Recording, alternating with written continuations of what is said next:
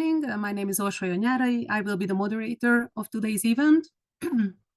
And we are really happy that more than 70 people registered to participate in this online workshop, which clearly shows the importance of peatlands. And already 36 of the registered participants are here.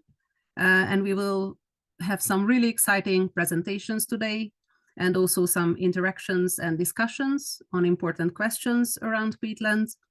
And I really hope that we will have some thought-provoking discussions which can later inspire action for peatlands.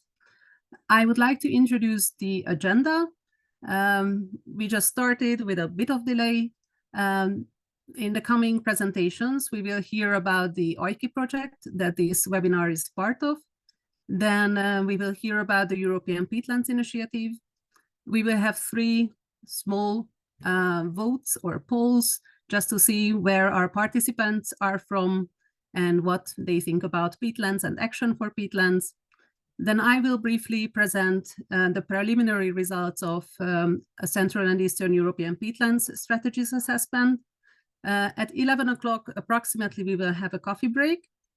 And then we will start again and start from an EU perspective on European peatlands and the enabling factors on their protection and restoration.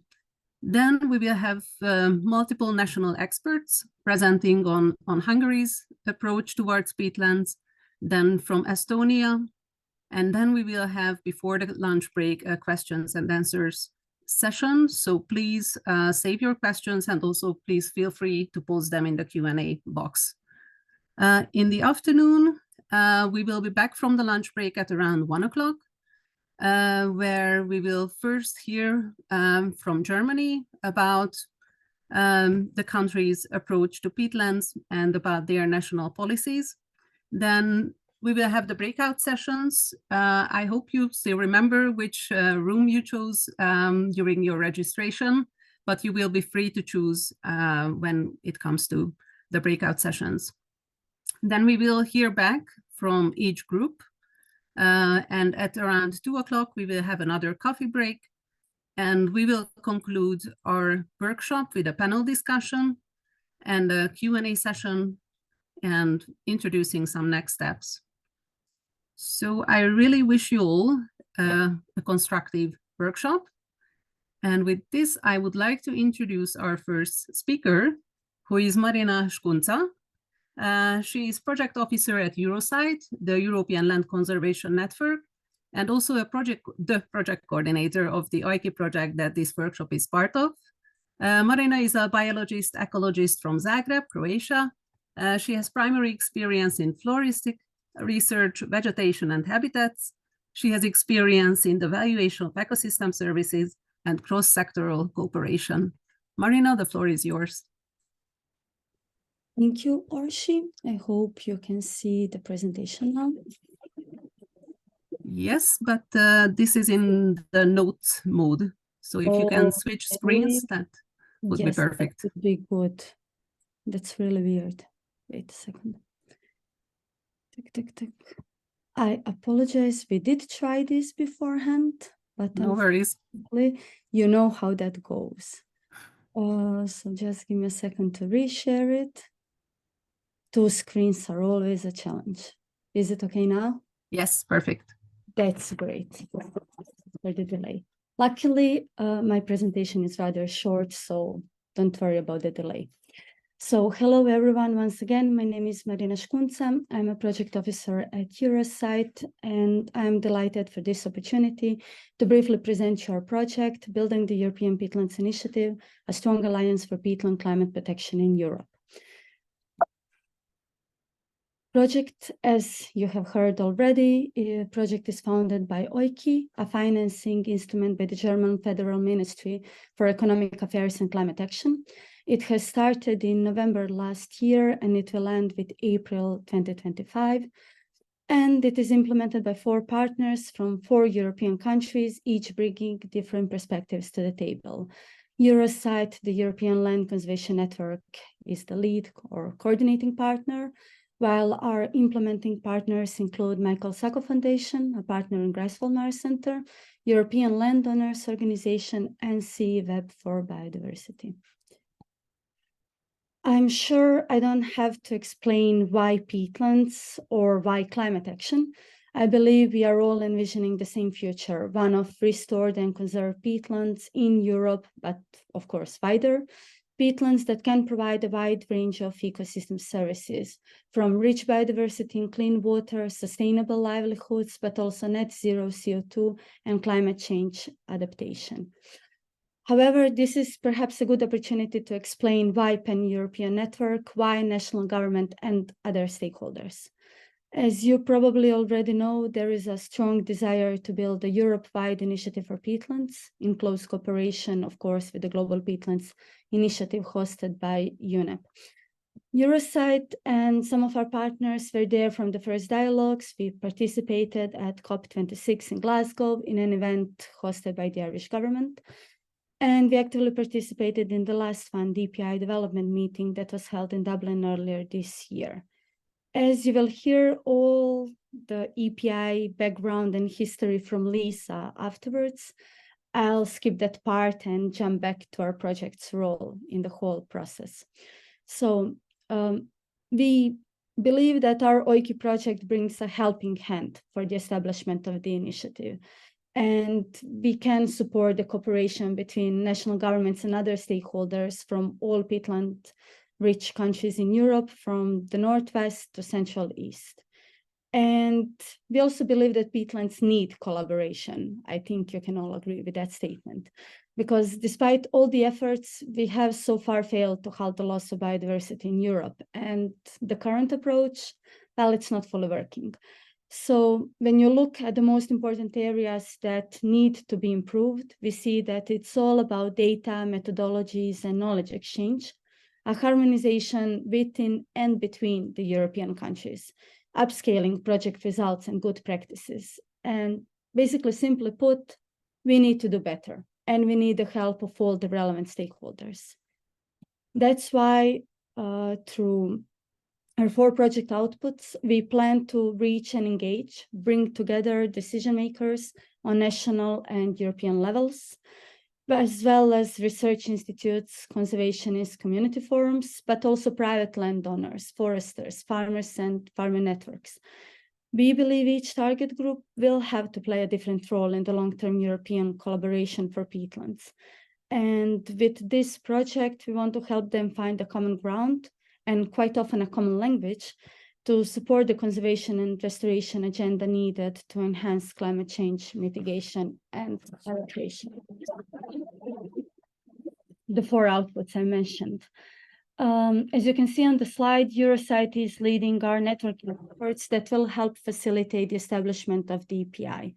This includes also workshops, side events, cooperation and collaboration across Europe. MSF, together with GMC, leads data gathering and map updates with a special focus on Central and Eastern European countries, where data is often missing or incomplete, and their representation needs to be improved in the Global Peatlands database. The plan is to update the peatlands map of Europe, as well as maps on agricultural use of peatlands and GHG emissions. CEEweb will support national peatland strategies and other peatland-related policies with information, recommendations, and guidance. And there are also 2 multi-stakeholder and 1 capacity-building workshop, one of which you're currently attending. ELO is focused on knowledge dissemination and stakeholder community creation. They will also develop free sectoral manuals on peatland and soil management for climate change mitigation, focusing on agriculture, forestry, and nature conservation. They will also organize free regional workshops. At least they organized the first one, so 2 more regional workshops for landowners, foresters, and farmer networks. By the end of this project, we want to connect governments and stakeholders to raise awareness on the essential role of peatlands to achieve global and pan-European climate and sustainability objectives. We want to help base decisions on up-to-date peatland data and best practices, We want to achieve commitment of stakeholders towards sustainable land use practices, and of course, improve the pan-European cooperation between all previously mentioned stakeholders. We had quite a busy year so far, from really successful hybrid workshop in Tata, Hungary in June this year, through the first regional workshop on sustainable peat management in agricultural areas last week, and 2 webinars we are hosting this week. But we also have several interesting events planned in the near and not so near future. Early spring, spring 2024, we would like to organize a workshop. MSF is organizing a workshop on European peatland strategies, exchange on status, progress, and future perspectives. In May, we have another multi-stakeholder workshop on peatland's potential role in national climate mitigation efforts. Between summer and autumn of 2024, there will be the 2nd regional workshop, this time on sustainable peat management in nature conservation areas, while in autumn, there will be another one on sustainable peat management in forest areas.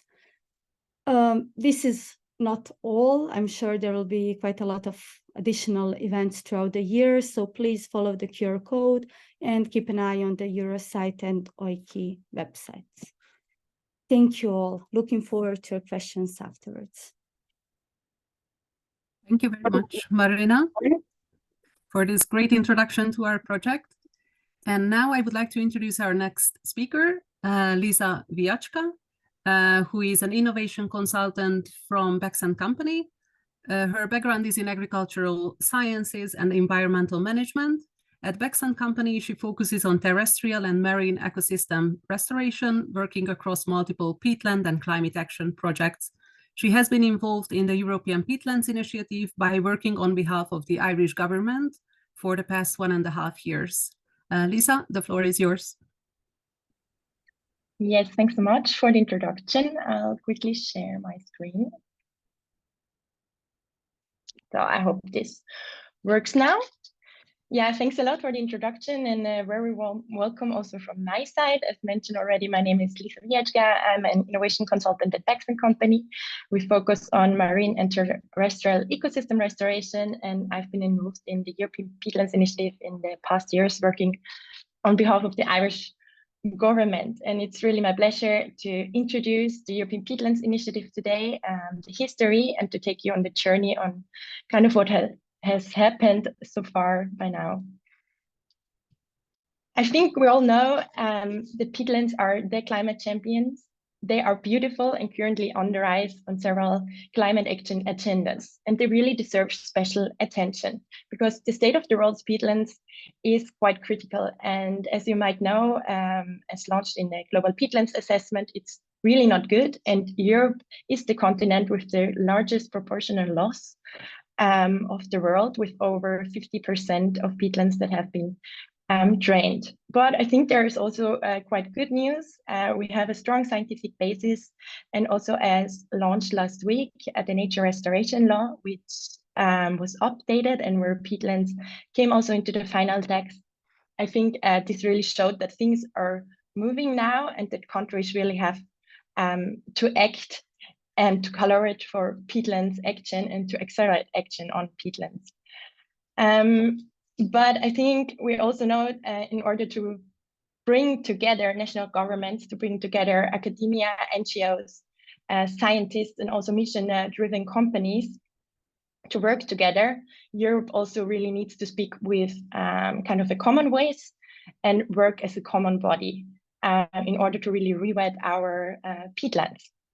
And for that reason, the European Peatlands Initiative, as Marina also introduced already, would offer kind of a great platform to really drive collaboration, to drive knowledge exchange, and lastly, to really scale up nature-based solutions for society and for nature, for the environment.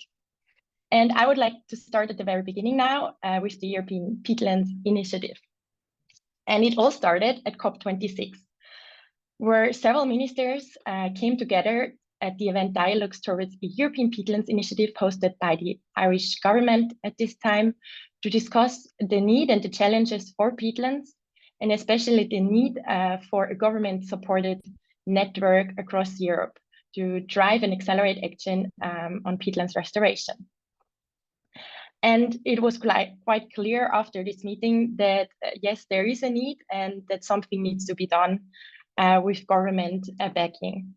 And from that day on, Ireland, the Irish government took on the role to drive an exploratory study to really explore and identify what are the needs, what are the current challenges for peatlands across Europe, and what could be done, and is there a need for a government-supported network. This exploratory phase existed out of several workshops, surveys, and interviews, including over 150 stakeholders from over 15 countries across Europe. And the range of the stakeholders was really from farmers to scientists to NGOs to politicians. So it was quite a broad range that we covered to really identify what are the challenges that everyone is facing and what could be done. And this culminated in an exploratory study report, which was released last year in June, which summarizes the findings of this exploratory study. And the European Peatlands initiative already gained quite a lot of attention and built momentum. As Minister Malcolm Noonan stated, meaningful collaboration across Europe is vital in order to maximize the positive outcomes for our peatlands. Also, Mrs. Svenja Schulze, the former Minister of the Environment, Nature Conservation and Nuclear Safety in Germany, says that peatland protection is effective and inexpensive, and it is important for countries to learn from one another and to join forces to address peatland conservation. And the main outcomes of this exploratory study are, yes, there is a pressing need for collaboration among European countries to really accelerate action and to overcome policy barriers for peatland restoration and conservation. There is a need for a government-supported network to really increase political awareness, and with that to increase funding towards peatland restoration and to drive exchange on all levels. But there is also a need for increased harmonization, meaning to really have and develop a common voice across countries and to coordinate action.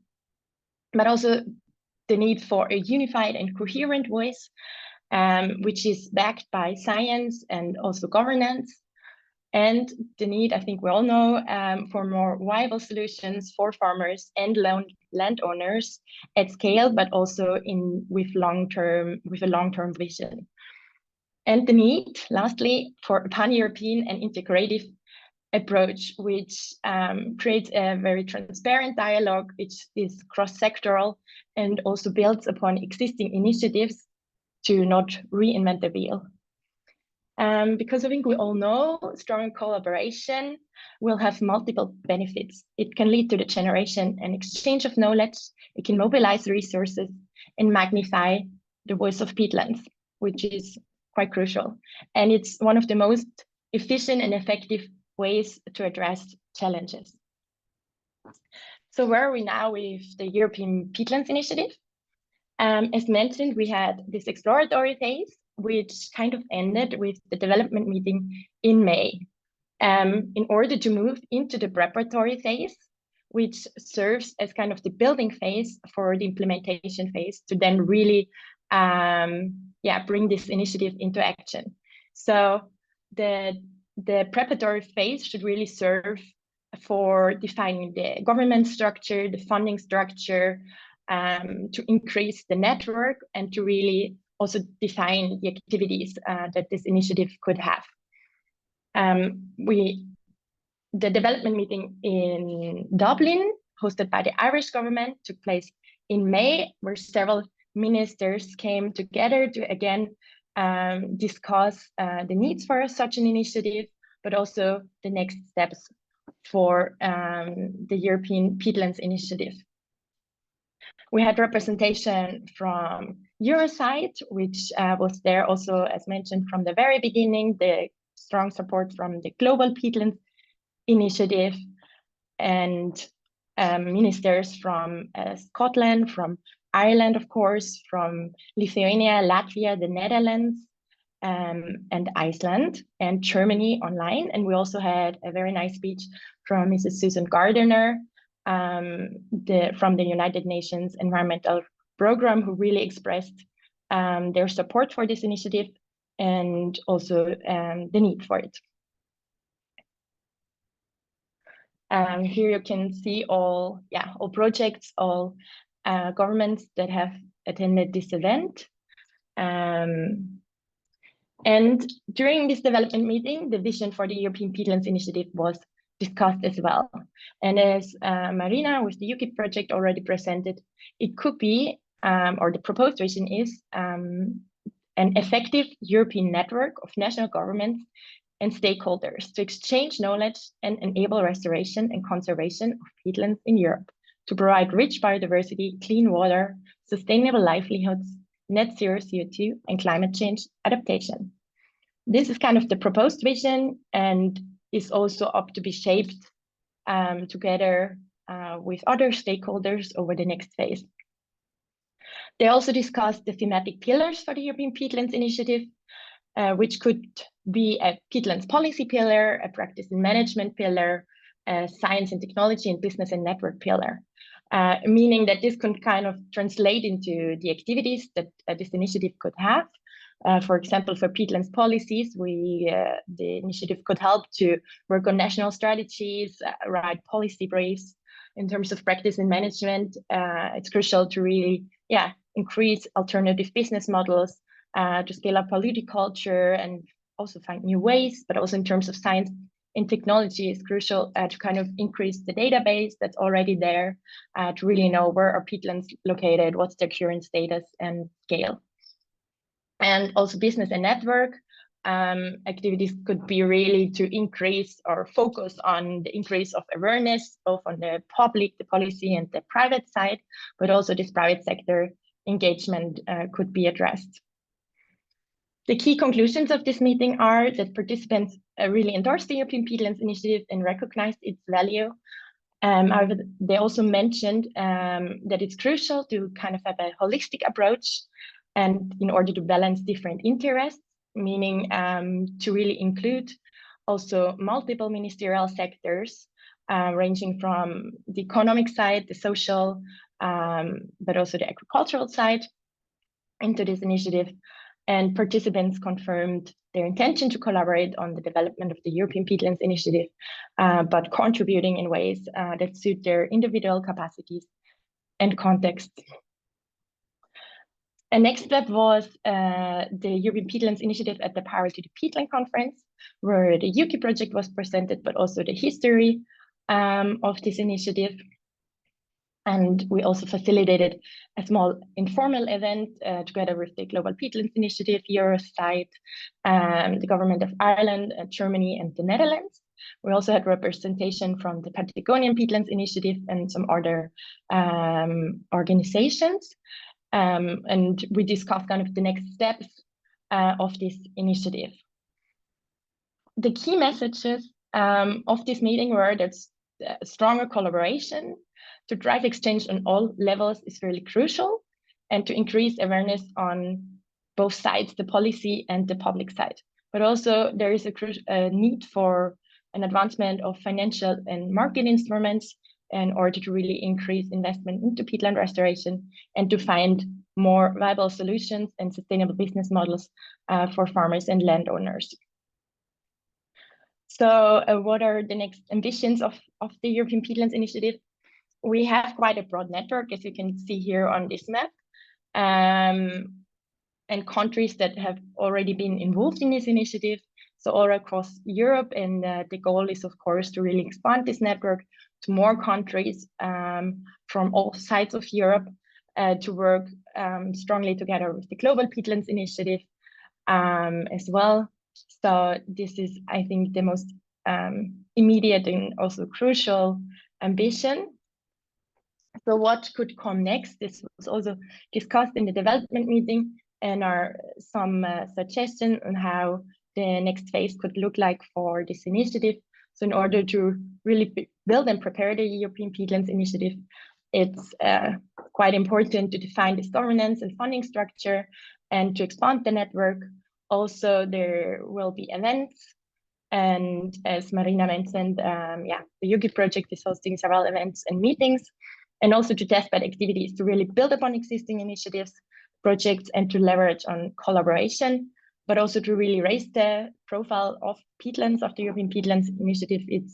It would be crucial to work on communication strategies and engagement activities. So the final ambitions for the European Peatlands Initiative are to continue in the path of development with strong and activated partners. And Ireland, as mentioned, was kind of the leading force up until now for this initiative. They're really proud that they have been the leading force by now, and they really believe that it has to be a pan-European initiative and government-led, but also that it's crucial to harmonize communication, policies, and strategies, and decision-making, and to base this on communication with farmers and landowners and scientists. And Ireland really wants to hand over now to another leadership structure or country, but they are really happy to support this initiative in its next phase. And there is an intention for a series of events in 2024 and a launch of the implementation phase. Thanks a lot. I hope this inspired you, and I'm looking forward to collaborate in the future as well. Thank you very much, Lisa. Please stop sharing your screen, and later on in the Q&A session, if our participants have any questions, then feel free to ask to any of our presenters. And now, before we continue our presentations, I would like to ask my colleague Elisa to share a Mentimeter link, because we are really interested in where the participants of this webinar are coming from.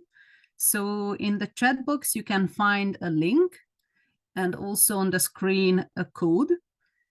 If you enter this code on the link, then you will see a question popping up, hopefully.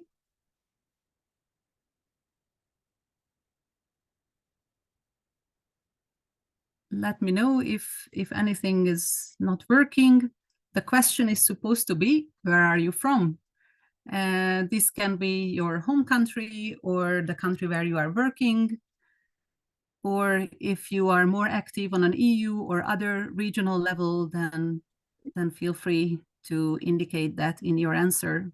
Is it only me? I have a question. Why are peatlands important? That's the second question. Probably you accidentally stepped to the second question, but hopefully you can go back to the first one. It has changed now. Yeah, for me it's the same.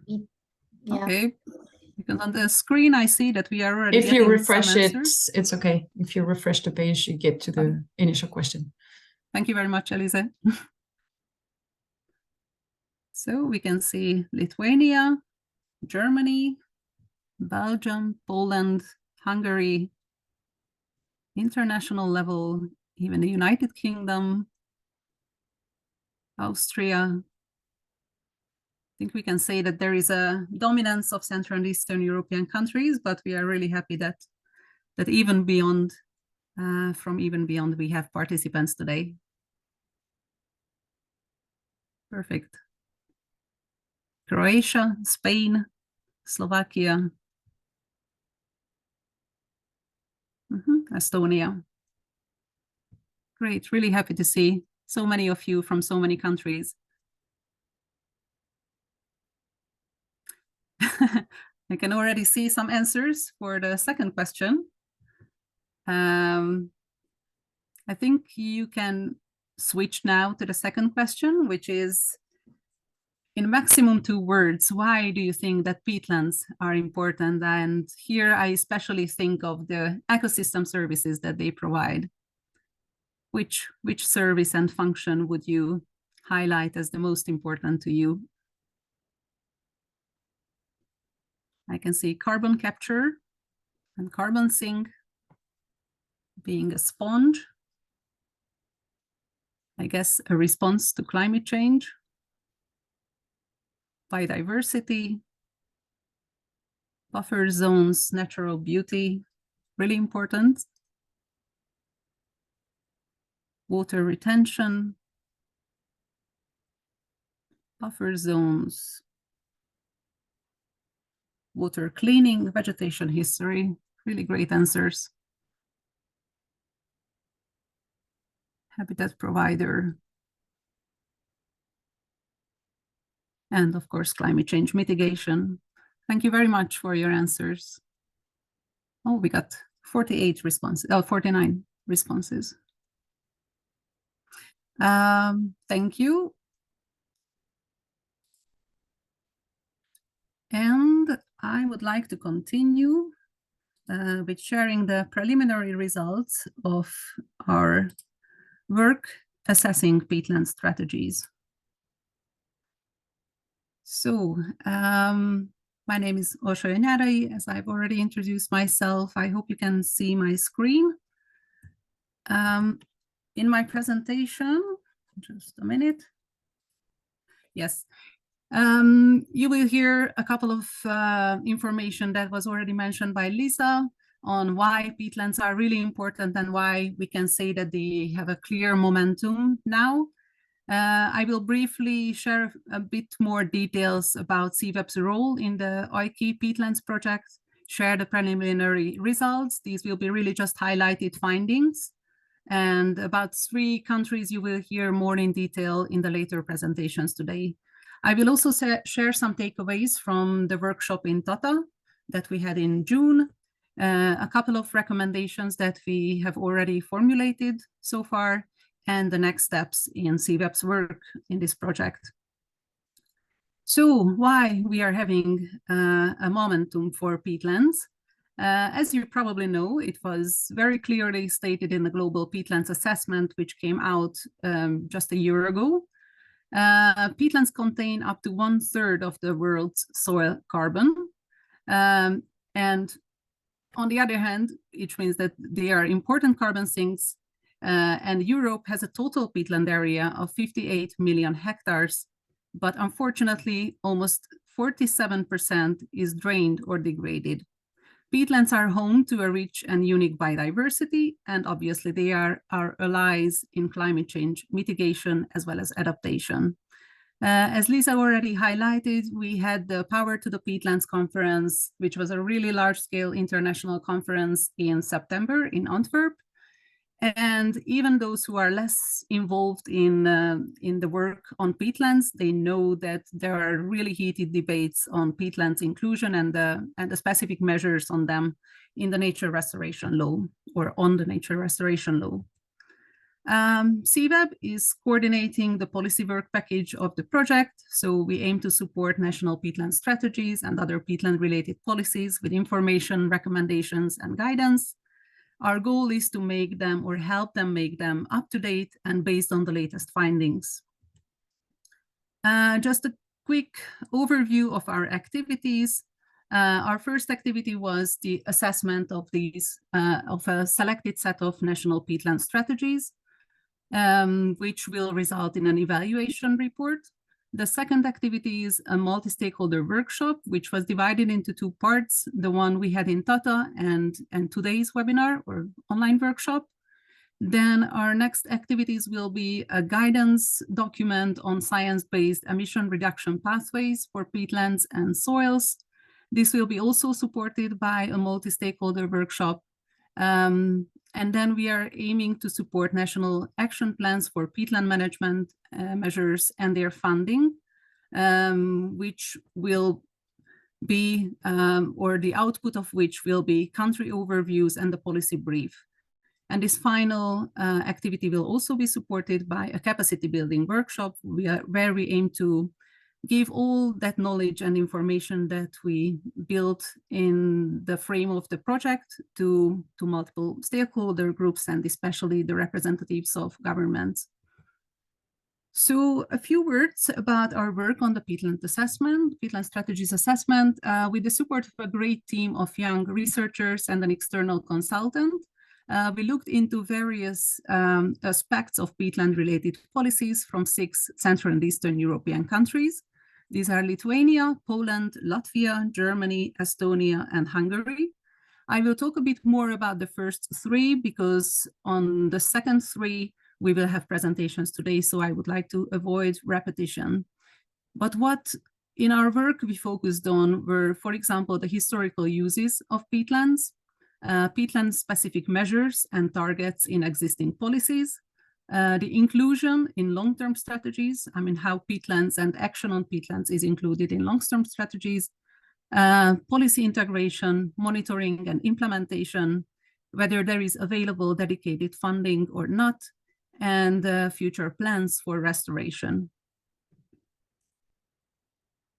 In my presentation of our findings, I highlighted the main policies that we looked into, as well as the positive and the negative findings that we found.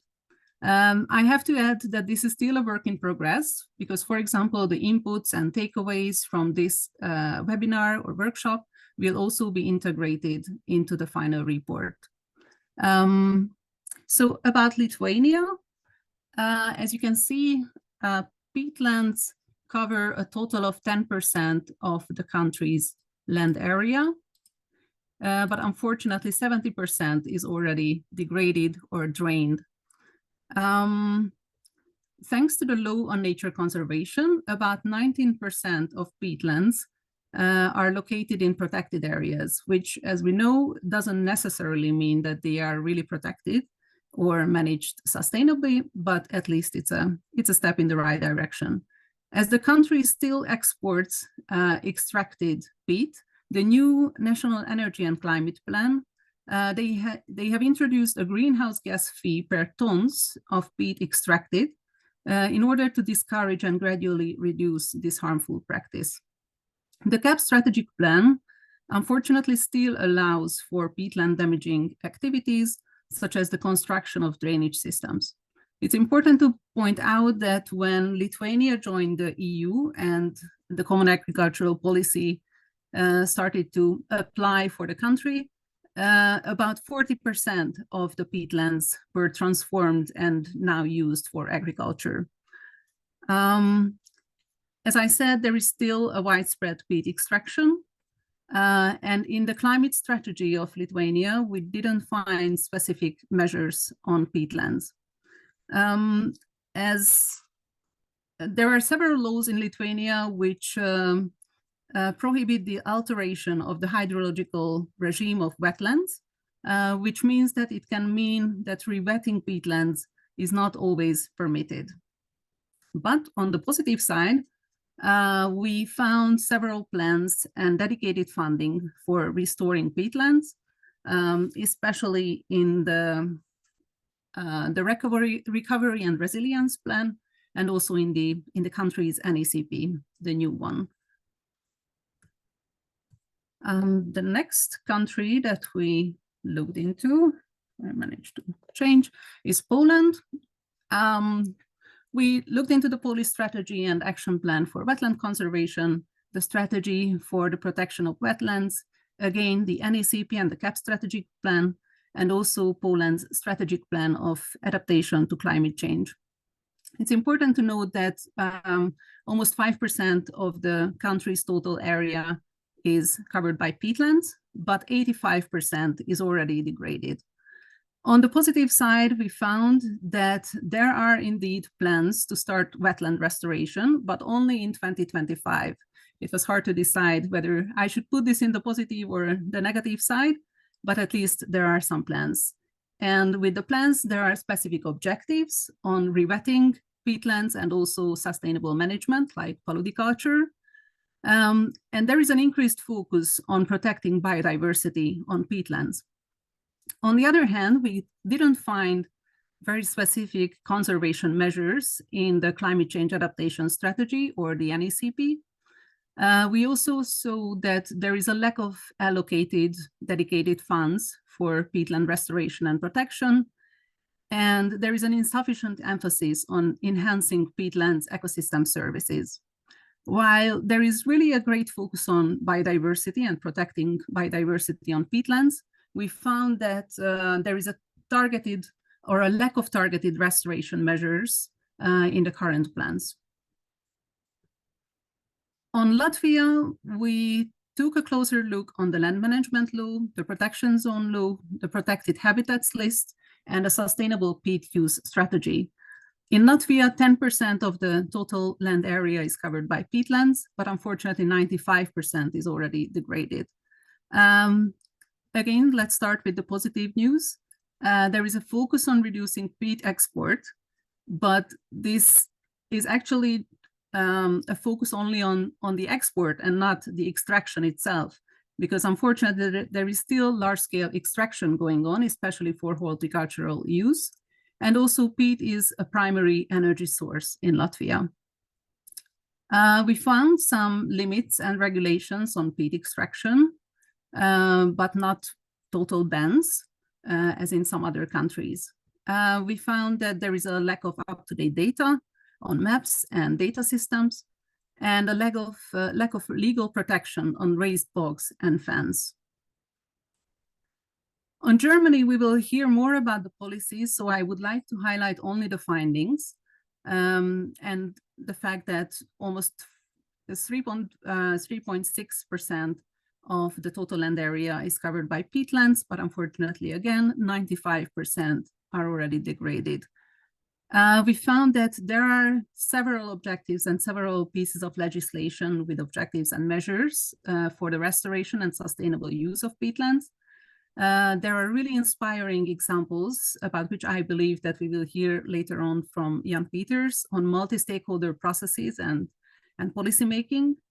Peatland action is clearly included in Germany's plans for climate neutrality, and there are really significant dedicated funds for these activities.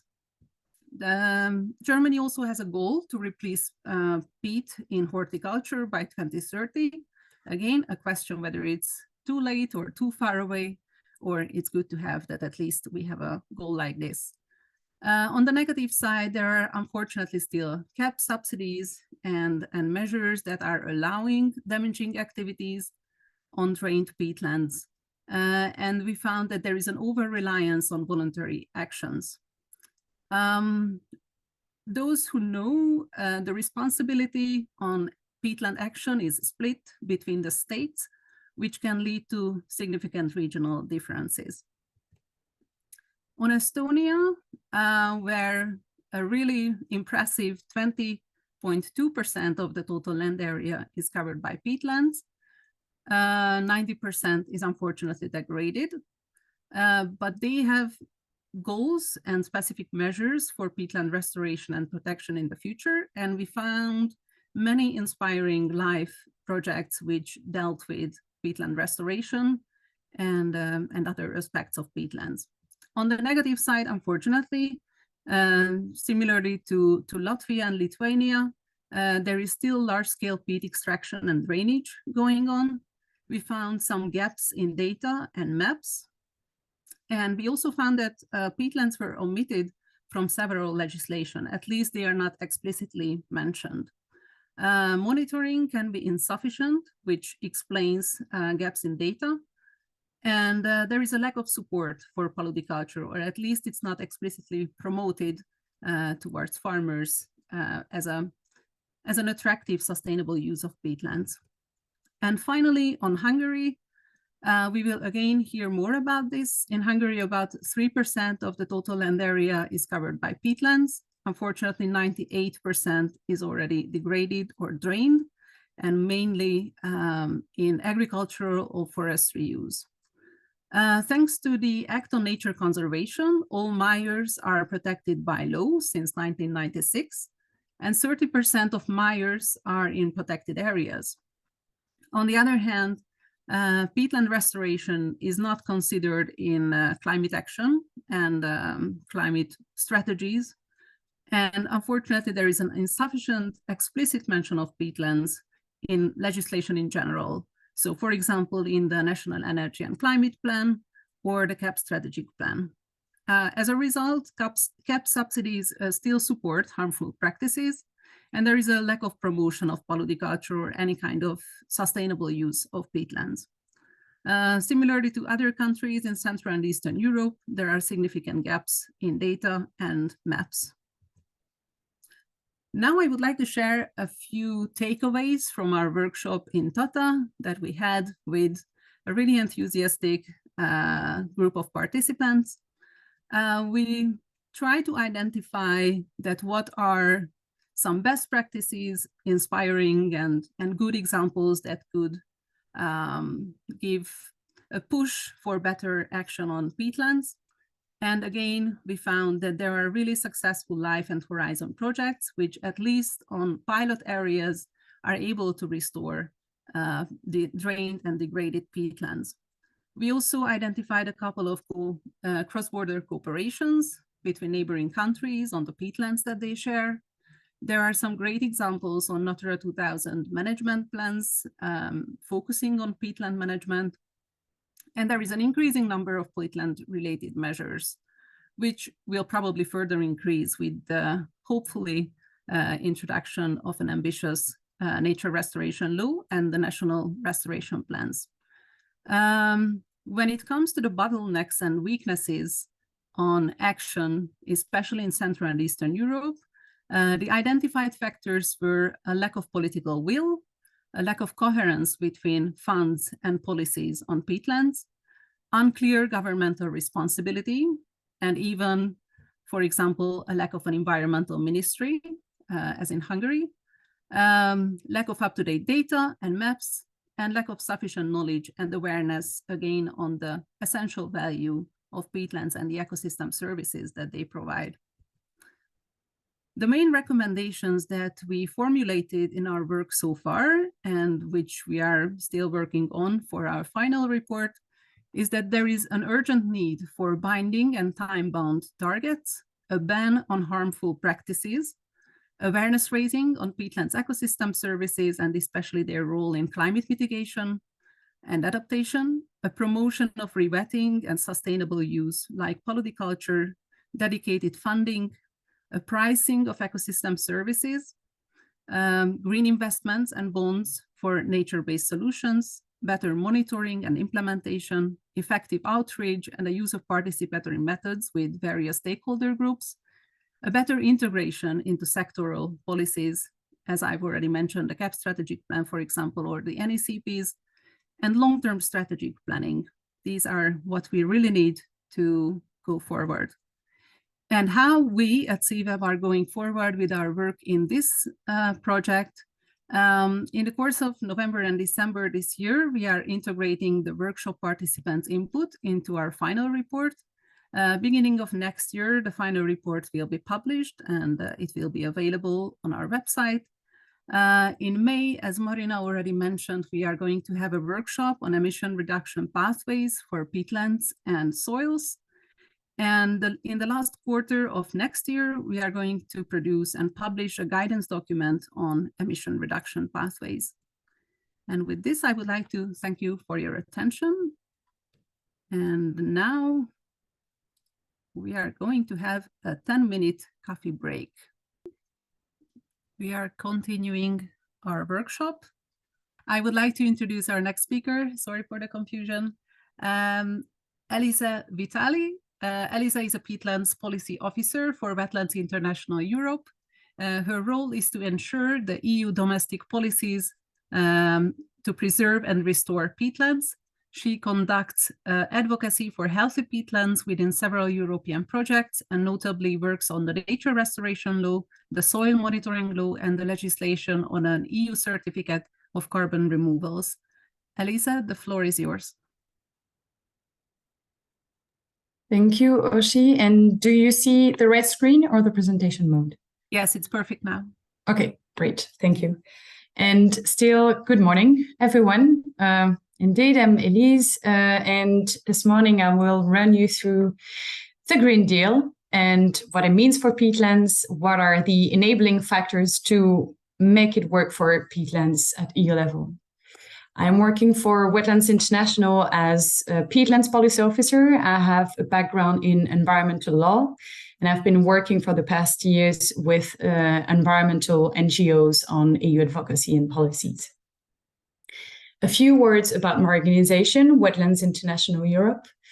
We have a mission that is to inspire and mobilize society to safeguard and restore wetlands, in my case, peatlands, for people and nature. We advocate for the sustainable use of wetlands, again, for people and nature, and we do so by linking science, policy, and practice. Our vision is a world where wetlands are treasured and nurtured for their beauty, the life they support, and the resources they provide. We don't work alone. We have members in 8 countries, and we have 12 members. We're working together to raise awareness about wetlands ecosystems. And at Wetlands International Europe, we do so by focusing on different streams, what we call streams. So the coast and deltas, the rivers and lakes, and I'm particularly working on the peatlands related issues.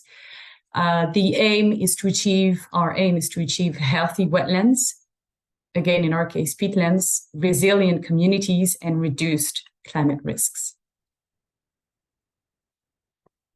If we look at EU peatlands, and this will be very much the focus of my presentation, because indeed we've heard some of the national examples before, and I will look into the EU-related policies. So looking at EU peatlands, we're talking about 350,000 square kilometers in Europe. And we've heard this morning already, but I will still remind the superpowers of peatlands and their great potential. As they help for climate change mitigation and adaptation, they act as carbon sinks if they are intact, or carbon sources if they are degraded. They improve water cycles because they have retention properties and filtration properties. They're great for biodiversity, which they harbor like rare and endangered species. They also support and help with disaster risk reduction, and notably disasters that are exacerbated by climate change, like floodings, fires, and droughts. But the issue is that in Europe, as we've heard already, the story of peatlands is a story of loss. They are the ecosystems in the worst shape, health-wise, if we may put it like that, and they need to be safeguarded and they need protection. A big milestone that may have helped with that was the adoption of the Green Deal in 2019. Among the pillars of the Green Deal was the pillar number 2, I believe, was to preserve and restore ecosystems and biodiversity. This was holding great potential for also the preservation and restoration of peatlands. There has been a number of strategies, action plans, and implementing tools that have been adopted since then. In 2020, we had the climate target plan. We then had the biodiversity strategy, the farm to fork, zero pollution, the EU soil strategy, etc. All of them, in one way or the other, have concurred and bear the potential to help building a European Green Deal that works for peatlands. There is an upcoming water resilience initiative in 2024. We lack further information from now, but this was announced in the declaration on the State of the Union by the EU President, the President of the EU Commission, Ursula von der Leyen. In addition, or actually complementary to the Green Deal, there are existing EU legislations and directives, which also bear great potential, and we've heard from some of them, like the CAP, the Nature Directives, the Water Framework Directive, the LULUCF, the Climate Regulation, etc. Some have been adopted to implement the Green Deal, and some were existing prior to the Green Deal, and they have or have not really been adapted to concur and support the implementation of the Green Deal. All this is work in progress because there are still upcoming EU regulations and directives. So the infamous nature restoration law that we heard of this morning, the soil health law, which is a soil monitoring directive now, the carbon removal certification, etc. So we have a set of initiatives, policy and legislative, regulatory, that could concur in proposing a Green Deal that could work for European peatlands. But we are not there yet. As we've heard, the status and the shape of peatlands in the EU hasn't been improved simply by the adoption of the Green Deal, and there's still much work to do. That ranges from adaptation of the legislation to implementation to improvements and adoption of new legislation. We know that the shape of peatlands in the EU is, let's say, looking bad or really in not a good state. We've heard that more than 50% are degraded in the EU. And if we look at the different pressures, we know where it's most urgent to act. This is from the EEA State of Nature 2020. The most important pressures are listed here, and the biggest ones are agriculture, the water regime modification, notably drainage, forestry, pollution, urbanization. This may not be a surprise for you, and this shows that we first need to reduce the pressures, and as a second step, we need to look into the restoration of peatlands. We can't do the restoration without reducing these pressures and vice versa. And that's why I also want to focus on this reduction of pressures and also on the conservation of peatlands. This focus can be divided in, let's say, 2 or almost three parts. We may look into what would be the healthy peatlands. And there we look into the conservation regimes of peatlands. We also may look with a strategic focus on the degraded peatlands, which are those that are in need of restoration. And this is really the core of our conversation today. There are also the peatland-dependent species, which are worth having a look into, but I won't get to these details today as I will focus on restoration. To talk about restoration, as I mentioned, I need to look into the conservation status and actually focus very much on the legislation. At EU level, we have the EU nature directives, and I will focus on the EU Habitat Directive. And I mentioned earlier the question of looking into the conservation regime and looking into what would be expected to be healthy peatlands. Well, they are not. As you may know, at EU level, only 10% of peatlands are considered to be in good conservation status under the Habitat Directive, and more than 50 are considered to be in bad condition. This is worrying, but it's even worse when we look into the trends, which are here, and this again comes from the EEA State of Nature report, and this is based on the member states' reports and assessment on their habitats directives. So the peatlands have the highest proportion of deteriorating trends, and there are those with among 50% sites that are considered to be in an unfavorable and also deteriorating condition. So there is much work to do on this to ensure that they reach a favorable status of conservation. This is very much about implementation and enforcement of the legislation. And this is really, a core issue when it comes to environmental legislation in general. But in the case of the habitats directives, we need also an adaptation. For instance, there is no requirement or no specific obligation regarding the water levels in the peatland sites in the protected areas. And as a result, some of the pressures that I mentioned before, notably drainage, isn't going in a lot of these sites, despite the fact that they're protected.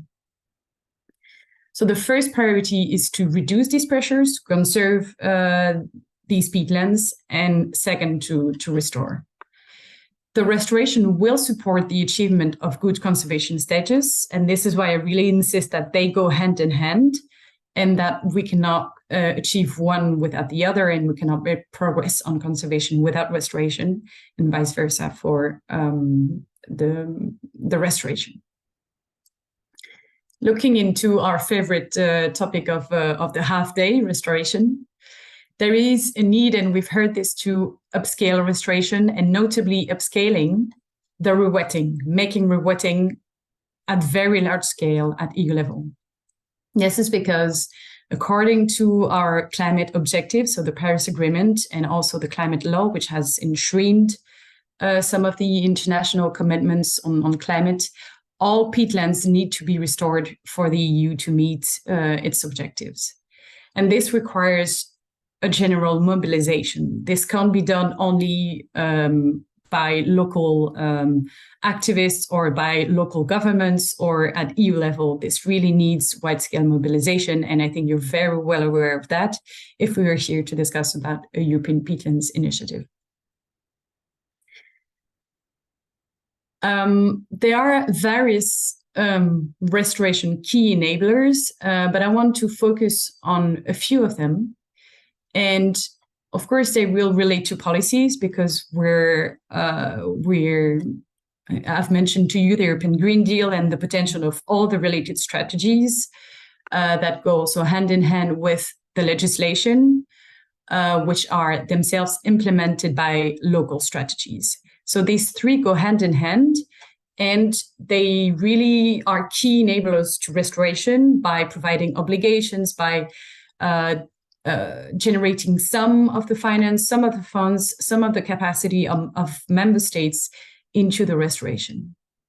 This cannot be done without the first, let's say, first-hand or the research that is necessary. We saw this morning in the survey that some of you may not consider it like a crucial preventing factor for restoration, meaning that, okay, we need this data, but it won't prevent, and this is not what is hampering restoration right now, and I can very much concur with that. We have enough data to act on the restoration, but it's still a key enabler when it comes to specific management of certain sites, certain peatlands at local level. So we cannot set research aside when it comes to restoration.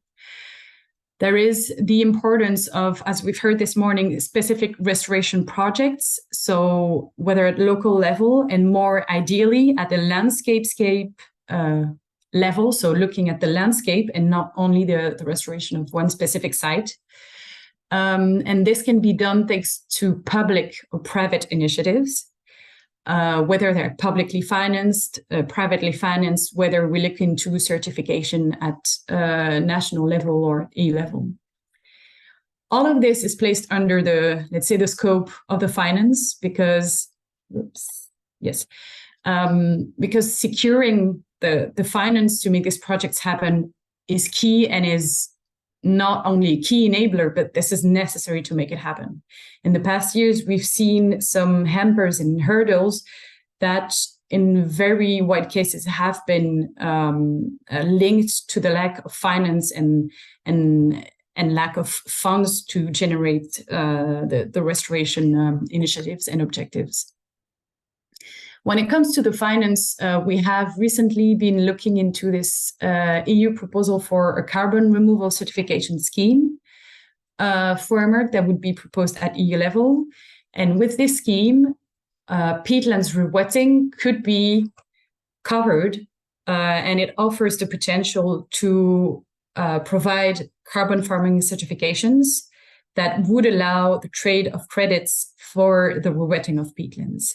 And as Wetlands International, we see this as a key opportunity to leverage the private funds, which are widely necessary to upscale the restoration.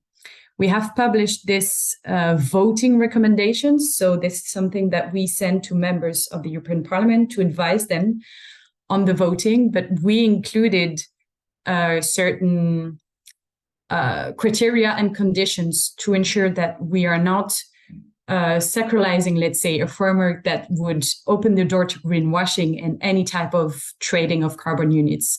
We need guarantees to make sure that when it comes to peatlands rewetting, we're trading the right, we're selling the right units, and that the emission reductions are acknowledged and covered by the legislation. We also need to look into the opportunities that paludiculture offers, and I'm glad to have heard paludiculture several times already this morning, because paludiculture will be key to secure a just transition for restoring European peatlands. Actually, on the side here, you see a picture of a paludiculture site with notably taifa and also reed and sphagnum also growing. But paludiculture offers support when it comes to climate-friendly agriculture. And we're talking about an agriculture that would respect, let's say, the peat on the agricultural peatlands. And paludiculture will also support in the development of insulation materials, furniture, in the growing media when it comes to sphagnum growing. So it offers a range of opportunities and products that can be grown out of paludiculture, and hopefully on a slightly longer scale generate sufficient revenues for farmers and people that are dependent on agriculture now, drained agriculture, that hopefully will become wet agriculture thanks to paludiculture as soon as possible. And as I mentioned earlier, it is very important to remind that for any key enabler, securing finance will be key. If it's for research project, restoration projects, public or private initiatives, etc. So this is really, really an important one. Of course, I cannot talk about restoration without talking about the proposed nature restoration law, which we welcome as Wetlands International. We have published a few papers on this. And we also had a look into the outcome of the trilogues last week already. Yes, this was last week. We welcome, as I mentioned, the legislation. However, there is a strong need for more ambition. In the final version that has been adopted in the trilogues and that still need to go through the approval of the European Parliament and the Council, peatlands will be rewetted by 30% by 2030, 40% by 2040, and you guessed it, 50% by 2050. Only a third will be rewetted, so the rewetting is an issue. The forested peatlands are not tackled in the targets to restore agriculturally drained peatlands.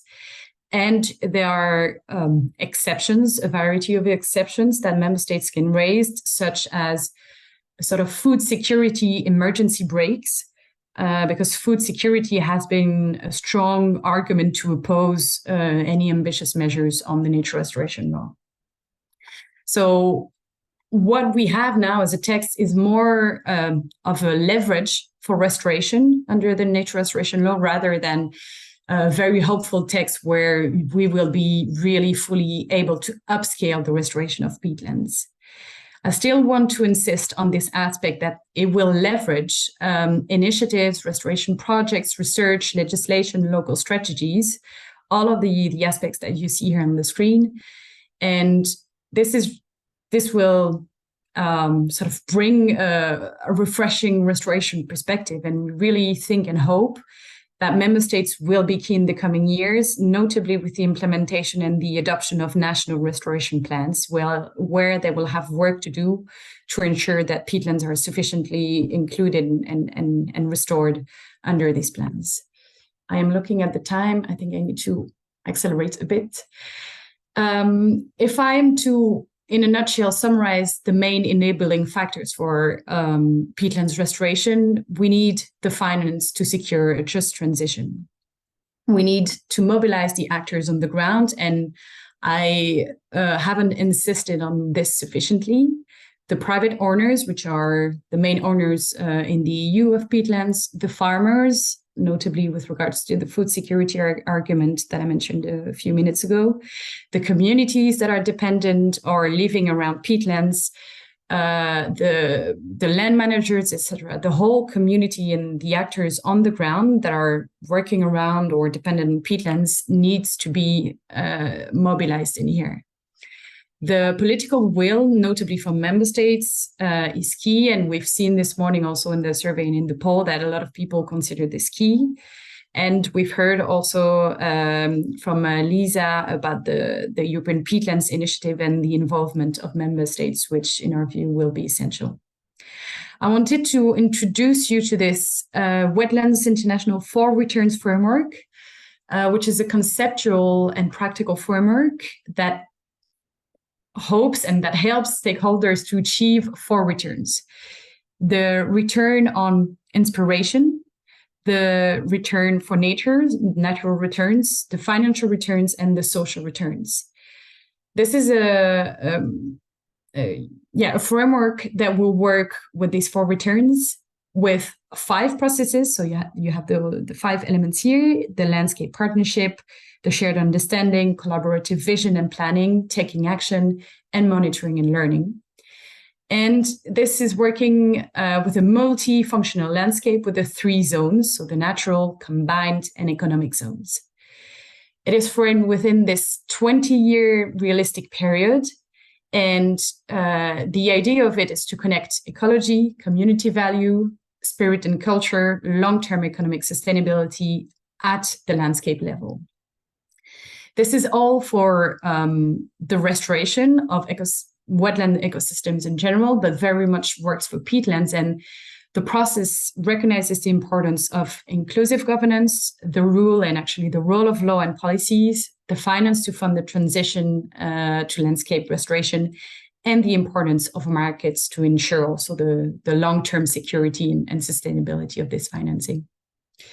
And so the approach allows people from government, businesses to communities to co-create and to deliver a common vision for resilient landscapes.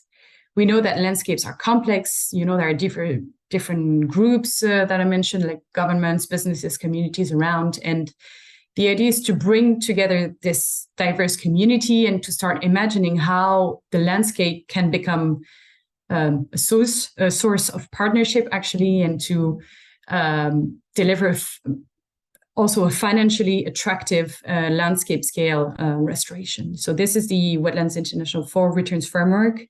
And this will be very, let's say, practical for the implementation of restoration at EU scale. On top of these enabling factors, there are, of course, implementation and enforcement and mapping and monitoring of peatlands, but I will quickly run through this. I wanted to talk, to sum up about the future of the European Green Deal. You know that the Green Deal is a 2050 pathway to carbon neutrality in the EU. And we have the complementary or the implementation legislation that is relating to the European, to the implementation of the Green Deal. So it's not the end of the Green Deal. And I'm presenting it in this way because in June 2024, there are European elections. And the next strategic agenda from the EU will be key to invest in peatlands for climate, biodiversity, and water. So the Green Deal was, let's say, the main agenda of this current Commission, and it proposed it with a 2050 pathway. But the big question is, how will it be taken over by the next institutions after June 2024? I have mentioned to you this European Commission initiative for water resilience. There is also a parallel development for having a Blue Deal initiative from the European Economic and Social Committee at EU level. So there are talks about having water resilience Blue Deal initiatives at EU level. And this sounds quite promising for peatlands as a wet ecosystem. I wanted to conclude also by highlighting let's say, the power of mobilization and this momentum that we've heard about this morning, because there is indeed mobilization. The sort of peatlands community is growing, and this is quite promising for the upcoming policy developments. So I think we can only wish, let's say, the best for the future of the Green Deal. And with the implementation of the policies of the next commissions and with the continuation of the Green Deal, we really will advocate for peatlands, for climate, biodiversity and water. And we will also seek as much as possible further networking opportunities, whether it's with this EUKI project or also with the European Peatlands initiative in general. So we very much welcome this initiative to have this webinar today. I thank you for your attention and I will conclude here. Thank you. Thank you very much, Elise. It was a really comprehensive and informative summary of the EU perspective. And it was also a nice introduction before we zoom in on the national aspects and information. And with that, I would like to introduce our next speaker, who is Gábor Takács, who is a nature conservation officer at the Fertő-Hanság National Park Directorate in Hungary. He has been working at the national park since 1998. He is mainly involved in research organization, botanical and zoological research, the Natura 2000 network, grassland and mire reconstruction, and conservation expertise. In addition, he coordinates forest planning and forest authority affairs, as well as spatial data development. He's writing his PhD thesis on the long-term strategy of vegetation development in large-scale peatland constructions. Gábor, the floor is yours. We can see your presentation, it's perfect.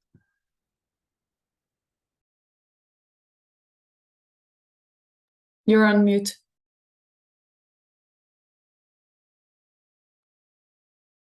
Gábor, please unmute yourself so we can hear you.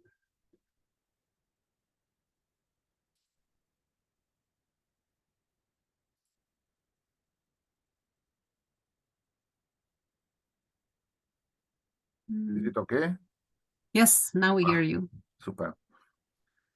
In my presentation, I would like to briefly describe the situation of the Hungarian peatlands and the factors that endanger them.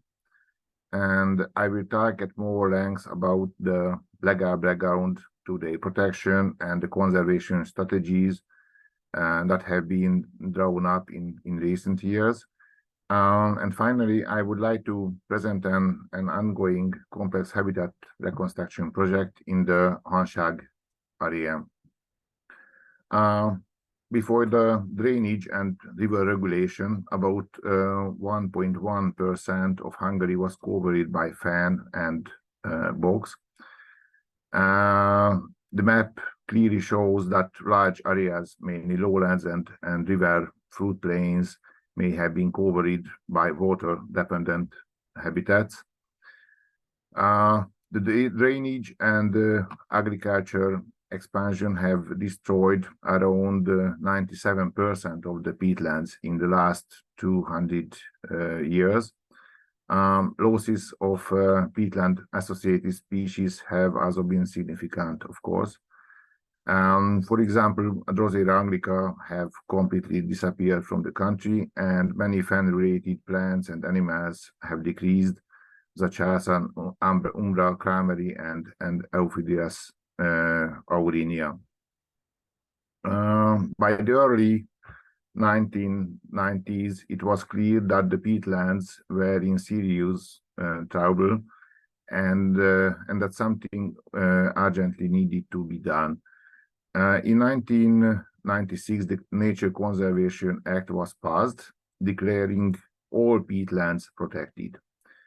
In 1997 and 98, the National Peatland Survey was produced, focusing mainly on peatlands outside the protected areas. However, the provisions of the law relating to wetlands were challenged in the Constitutional Code and had to be modified in 2001. Only the areas that meet the peatland conditions can be protected by law. And the definition of peatland is an area of land which is permanently or periodically exposed to water and whose soil is periodically saturated with water, and a significant part of which is occupied by a fan, biotic community, or living organism, or has soil with variable peat content or peat formation processes. Over the last 20 years, about 1,200 areas totaling on 62,000 hectares have been protected by the law. It can be said that together with the national parks, landscape protection areas, and Natura 2000 sites, the majority of Hungarian bogs and fens enjoy some from area protection. A specialist species of peatlands are also generally classified as a protected species. I think this sounds very good, but the devil is in the details. For example, the authorities have many options to restrict activities on wetlands, but they mainly work if someone wants to do something. In this case, the authority has the possibility to prohibit or restrict the activity. However, if someone does nothing, the authority has only limited possibilities to force them to take action, for example, shrub control or water restriction. We have many strategies and plans, of course. The European Union has already agreed a biodiversity strategy for 2020. The third Hungarian national biodiversity strategy is a comprehensive strategy for a conservation and sustainable use of Hungary's biodiversity, developed in harmony with international and EU commitments.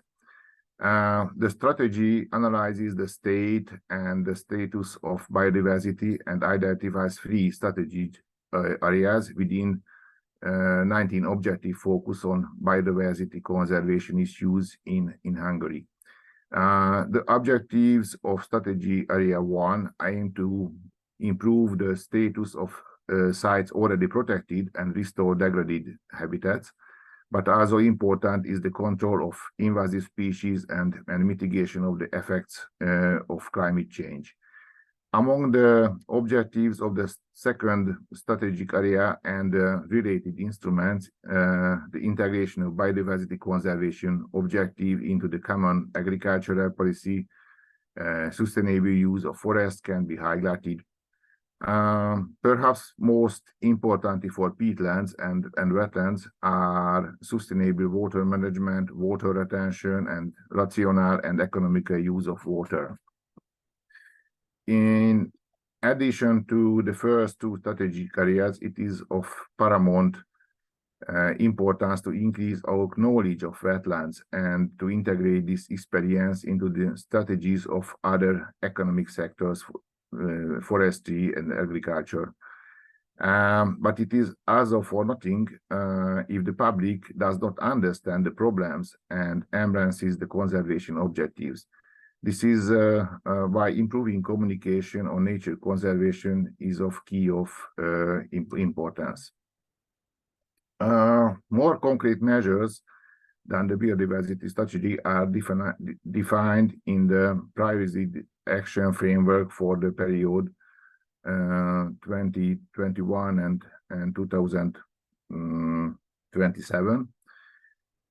In the priorities action framework for the Natura 2000 network, EU member states identify the actions, the priority, and the associated funding needs to maintain or restore natural habitats and species of EU importance to a favorable conservation status. The cost which identified for peatlands seems to be low, but many of actions and costs are associated with grassland and freshwater habitats. Due to the unfavorable status, almost all peatland habitats and species have been given high priority in the action framework. What is the problem with the restoring peatlands? Overall, Hungary is a good position in terms of legislation, strategies, and action plans. The big question is how these will be implemented. Without being exhaustive, here is some of the problems that make it difficult to restore wetlands. The location of peatlands is extremely fragmented, so any measures can only be implemented in conjunction with the surrounding areas, often with an impact of them. I sign with pink the ex-lege peatlands and with green the protected areas. So you can see they are very fragmented. For example, if we want to retain rainwater in one area, it can raise the groundwater level in the surrounding areas, which can be used to improve the quality of arable land. For interest, I have also indicated the working peat mines in spite of the significant degradation of the peatlands. There are 24 peat mines are still in operation. I think the conservation rating of peat mines is not evident. We should talk about it. The second problem is an ownership. During the period 2004 and 2021, a number of wetland restoration projects were carried out, mainly on large continuous state-owned areas. In the current period, habitat restoration will be carried out on smaller areas in partnership with many owners. And in many cases, these owners are opposed, which makes it difficult to prepare prepare our projects.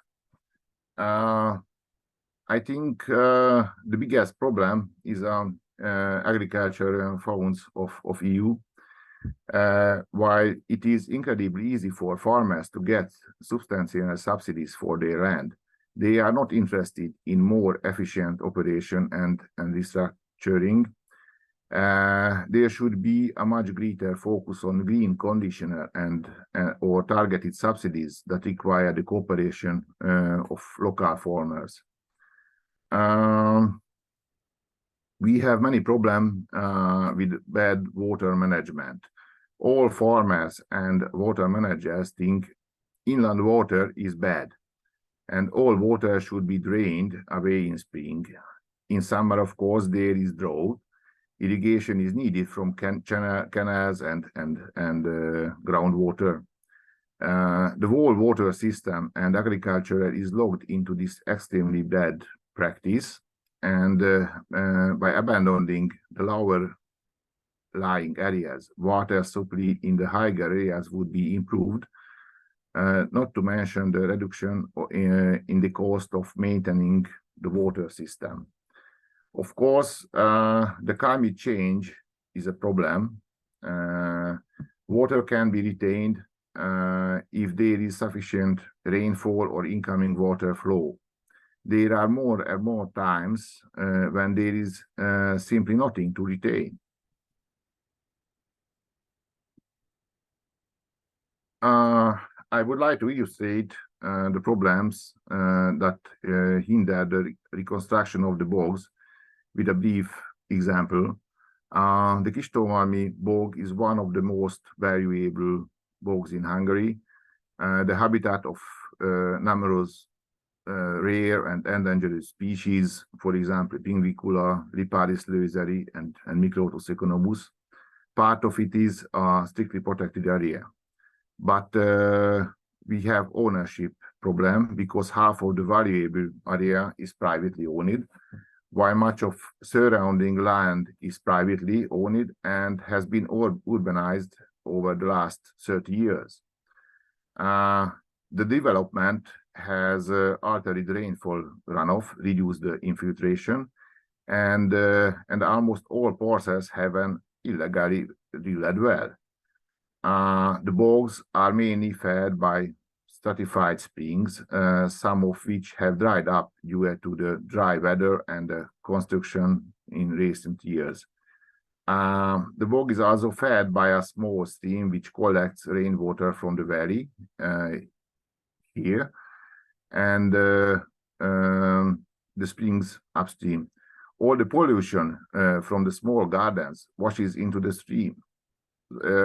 For truly effective treatment and reconstruction measures would be needed not only in the bog, but also in the surrounding areas. Some of these measures, for example, close illegal wells, demolishing buildings, removing sources of pollution, are clearly unpopular. So conservation will never get the political and financial support it needs. So I don't know what should we do here.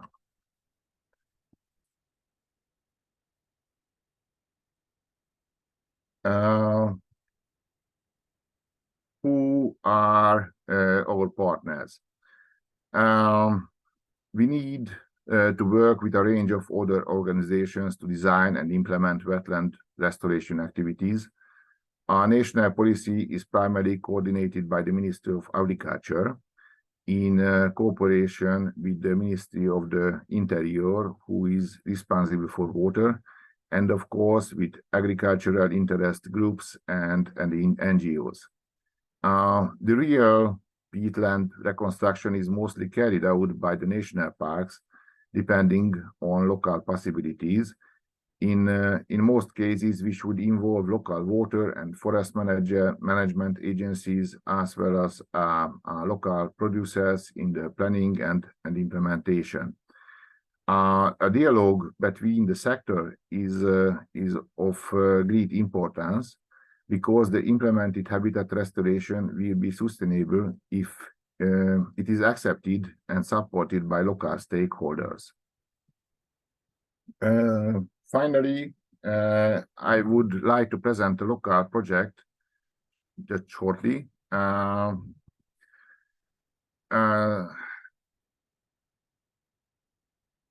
Which illustrates our opportunities and difficulties.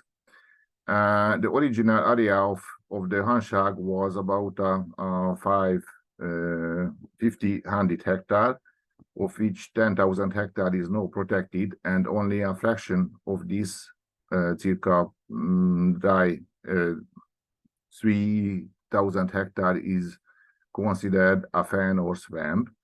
The remaining are poplar and other tree plantation and plough.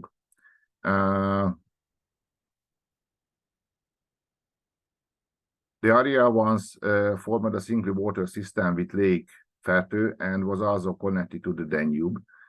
The majority of vegetation was reed, tifa, sedges, Molinia meadows, and open waters. Drainage was very fast. It contained for 200 years, and after the drainage, there were not open water, just in the channels. Until the 1990s, the nature conservation was not able to start restoring the wetlands in the Hanság. In the 2000s, we were able to buy up large areas of protected grasslands, ploughland, and woodlands. So we have possibility to restore them. The first wetland restoration was established in 2001 and 2030 on nearly 700 hectares in Hanság. The aim was primarily to create large areas of open water wetlands for birds. A secondary objective was to reduce invasive plants and restore fen vegetation. The flooding is mainly gravity fed from the Rápca River. One of the most important experiences was that we could not reconstruct the peatland by surface flooding, where peat decomposition had already started.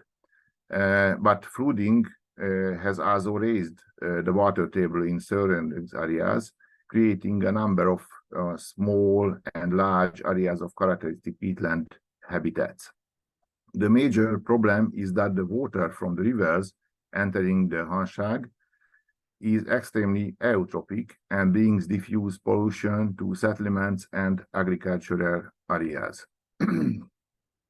Now we have a new project in the RRF projects, and the aim, main objective is to ensure the ecological water needs of the natural habitats.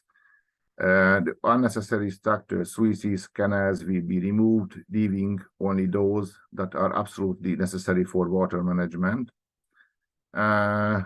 Water management focuses primarily on retaining the rainwater that reaches the area and avoids artificial recharge wherever possible. This project covered the whole Hanság Natura 2000 site, nearly 30,000 hectares.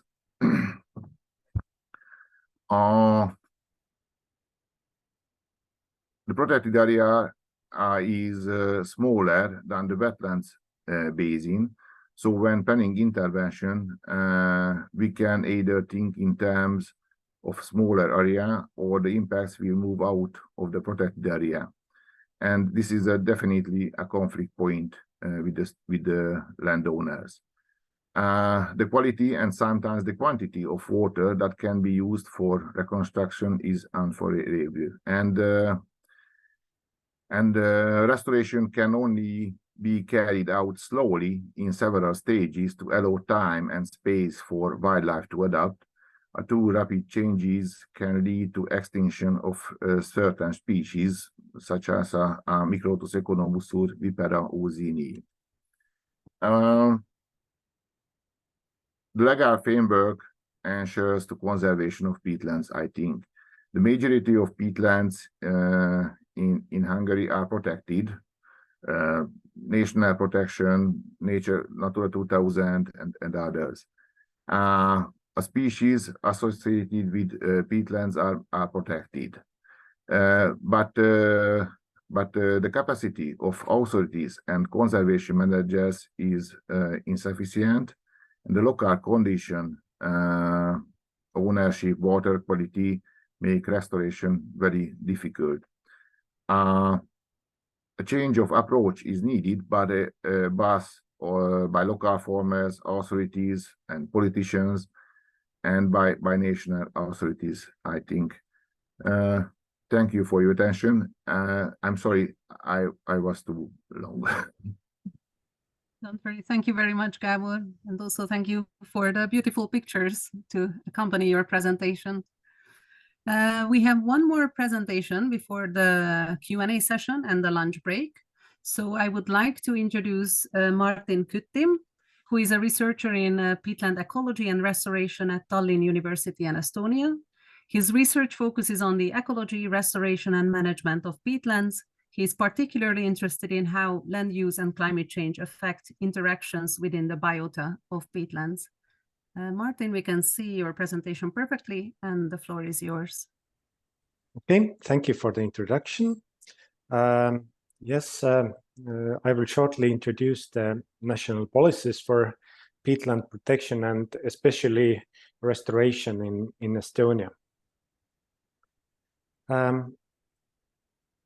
Estonia is relatively rich in peatlands compared to other countries. About 1/4 of our country is covered by peatlands. It means lands on peat soils, but unfortunately about a bit more than 5% of them are still open and nearly natural peatlands. Others have an impact of drainage, and also this is mainly forestry and agriculture, and sometimes we don't even know that there used to be a peatland before. And also, as Estonia is a large peat producer, there are some former and current peat extraction areas, but we have to make difference the current ones and the ones that were abandoned after the collapse of Soviet Union. There are a large list of laws and regulations that impact the use and protection of peatlands. It starts from the constitution, but also very important are nature conservation law, geological resources law, forest law, water law, amelioration law, and so on. Also peatland strategy and related EU acts and policies. About authorities and organizations, there used to be separately Ministry of Environment and also the other related ones, but from this year we have this new Ministry of Climate, and it has made a bit more easier to also merge the different aspects connected to peatlands. Environmental Board is a central organization who is doing the everyday job on field and also gives the licenses and also keeps the protected areas. State Forest Management Center is doing also the work on field. It owns most of the forested areas, but also protected areas, and also conducts the restoration projects on field. Universities are involved in these projects when a special research and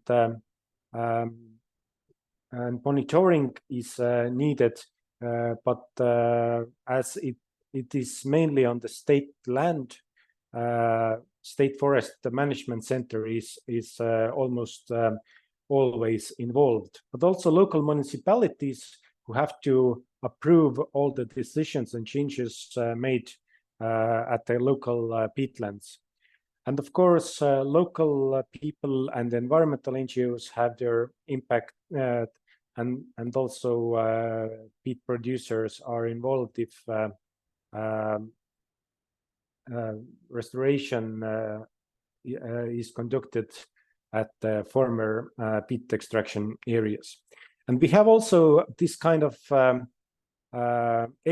expert group called Roundtable of Peat, where people from the state organizations, universities, environmental NGOs, and peat producers are together, about 20 or 30 people usually, who get together a few times a year and also give their feedback to the major strategic points.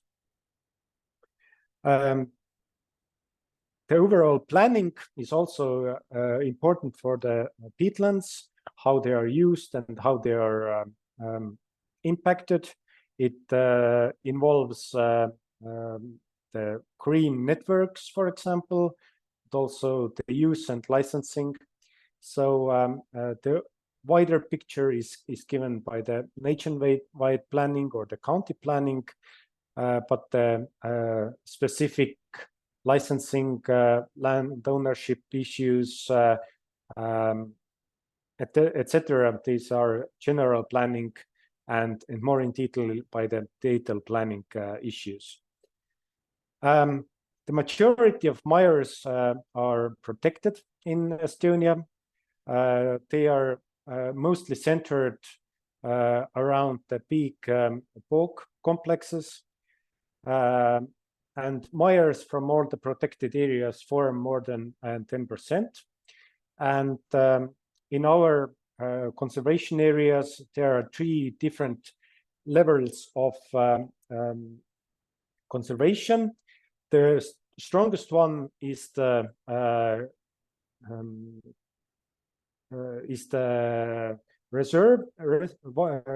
conservation reserves, where no people can go. Then there are the conservation zones, which is you can go there, but there is no economic action allowed. And there is also this kind of protection zone where people live, and also some economic actions are allowed.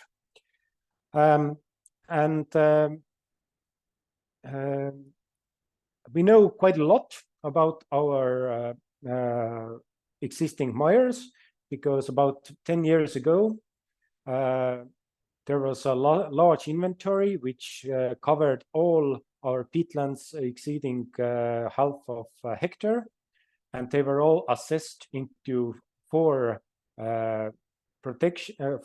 value groups.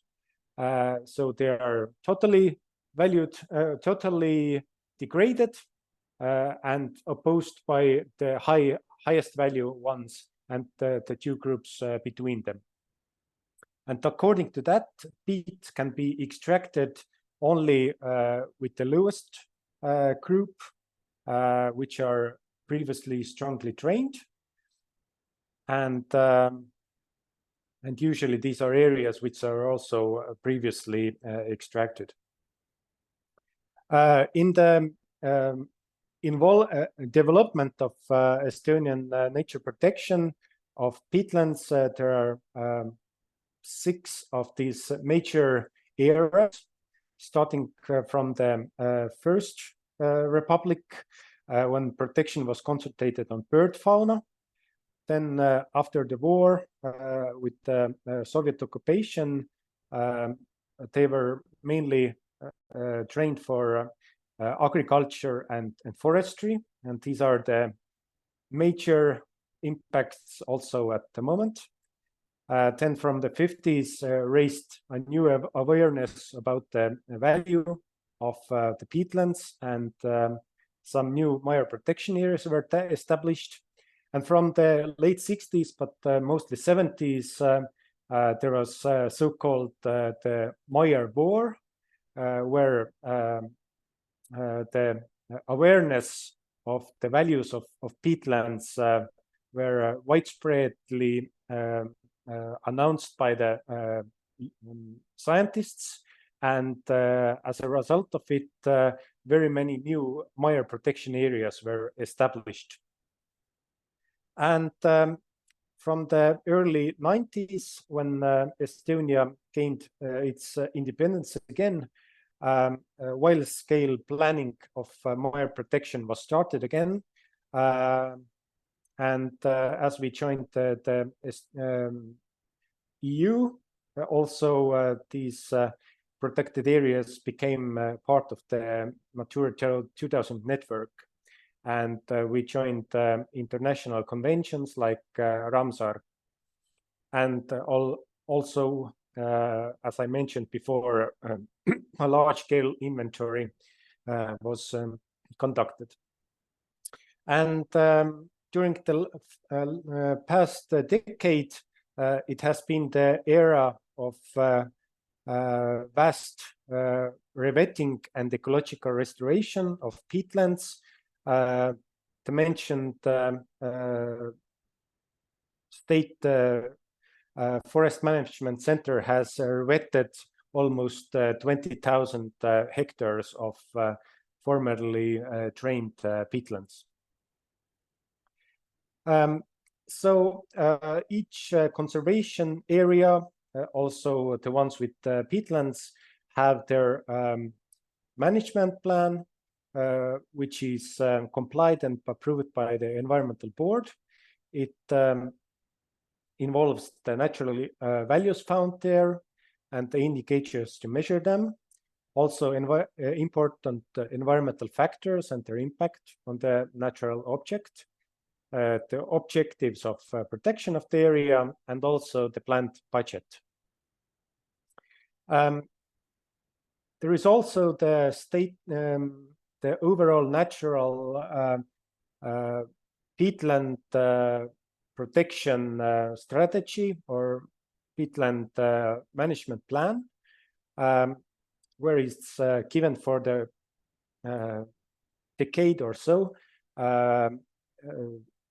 the most important things that have to be done by the state or ordered by the state to keep the state of peatlands good. There is the one is at the moment valid is from the 2016, but it ends this year. So the new one is currently being compiled. But as you can see, the activities and actions done by the state, their budget is very, very low. So the resources from outside, especially the EU funds, have to be involved also. And now about rewetting and restoration, as this has been the core and the focus of the connected to peatlands in Estonia during the past 12 or so years. The main land that is rewetted are bog surroundings, fens, transitional mires, depleted and abandoned extraction sites, and swamp forests. It has been the widest and the easiest in bog surroundings, because basically every bog in Estonia is surrounded by a surrounding ditch, not to let the peat spread to the surrounding forests. So, but this has had the impact also inside the bog. So this is the kind of low-hanging fruit has been, but now also more complex ecosystems have to be tackled. If we want to restore or rewet a certain area, there is a certain procedure we have to carry out. Firstly, there is a preliminary assessment by the peatland expert. Then there have to be an application for that to the environmental board, who then issues the conditions or to then denies to do so. And according to these conditions, they'll have to be concealed by the involved parties, like local municipality and NGOs and so on. And according to the latter, there is started this technical engineering, which the actual rewetting is part on. And if the technical engineering project is supported also by the environmental board, it can be physically started. If it's done, the environmental board then can accept it if it's okay, done well. And at best cases, the effect of the rewetting is monitored. But usually, and this is the problem, we do not actually know systematically how well we are doing the restoration activities. And now we get to the challenges related to these restoration projects. At the extraction areas, the active ones, we would need the partial rewetting in parts that are also already depleted. But this is hard to do when in some parts it is continued. But it's also the same thing with the neighboring private forests and managed forests, that we cannot flood them. Also, this is a large money you need for the big projects for the restoration. And if we get the EU project money, there is co-funding needed. But for example, for the universities, it's not easy to get this co-funding always. There is hardly ever the long-term after monitoring projects. So we do not actually know how well this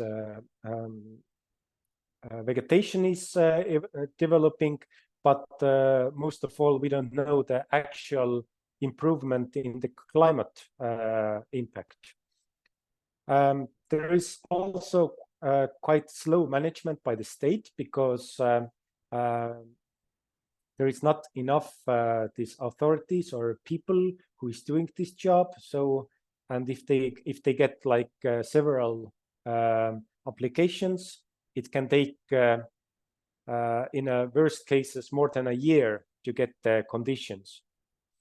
And also there is a lack of experts and experience. So if you want to do the like suggestions how to do the actual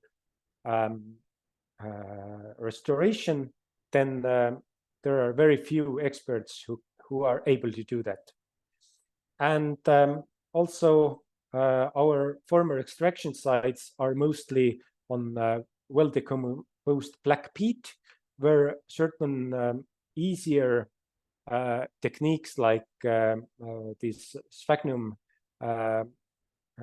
spread or this North American approach cannot be used. So it's always tricky if this rewetting also evolves to the restoration, and also the vegetation will come back that we need. So as I said, it's mostly done by the State Forest Management Center, but there are also big life and horizon projects like Life Mires Estonia, where very many Estonian mires were restored. Life Peat Restore, which was an international one, but there were over 3,000 hectares in Estonia. And currently there is this international waterlands project where also very large areas from Estonia are being restored.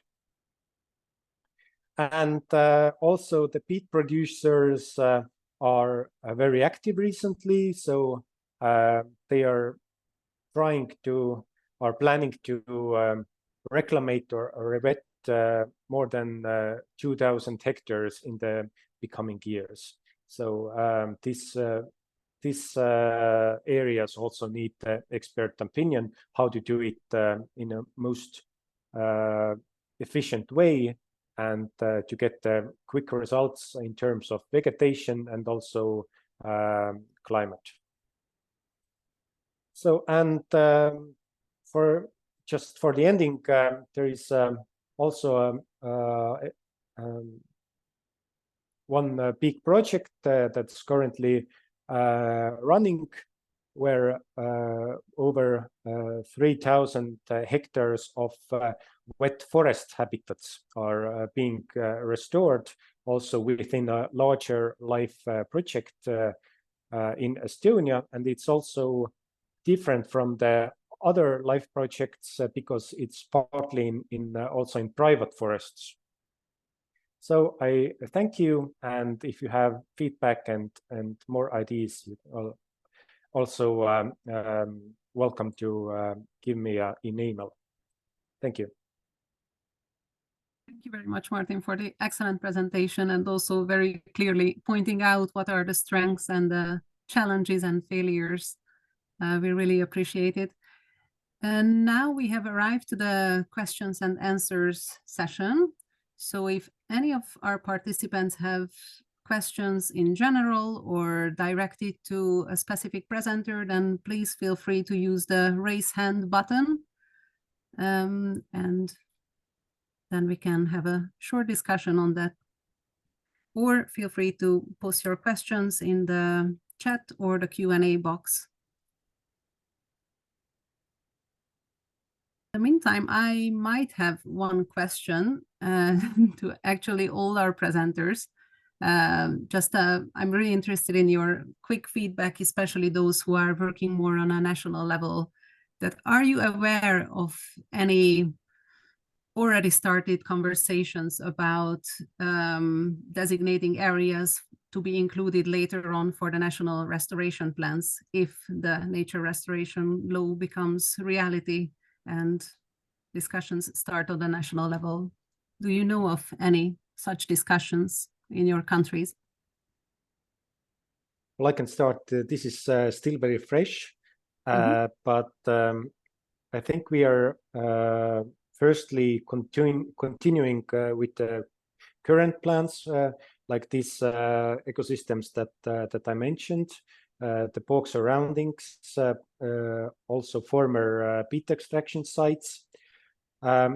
Maybe not so much in the first place agricultural areas, because they are less so much degraded that the results are maybe not so not so evident.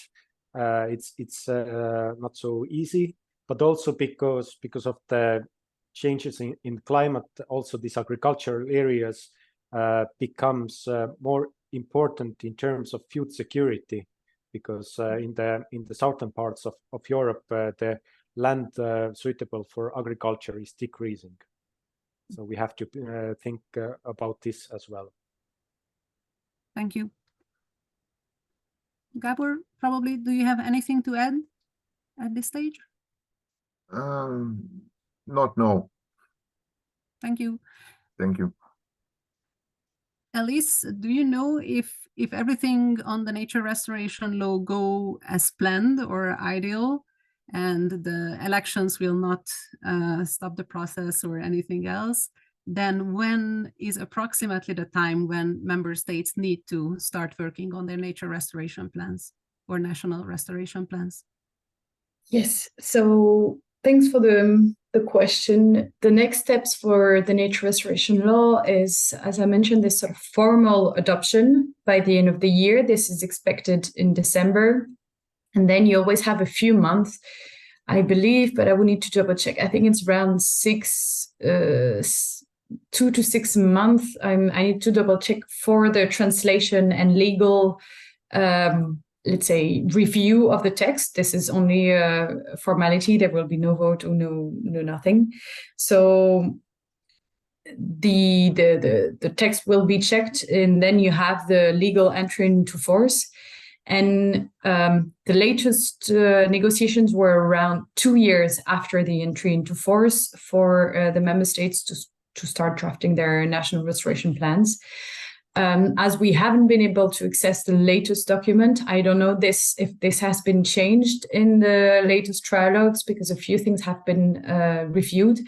But last time this was discussed, it was 2 years after the entry into force of the legislation. So very broadly, let's say in 3 years, we will have the first nature restoration plans.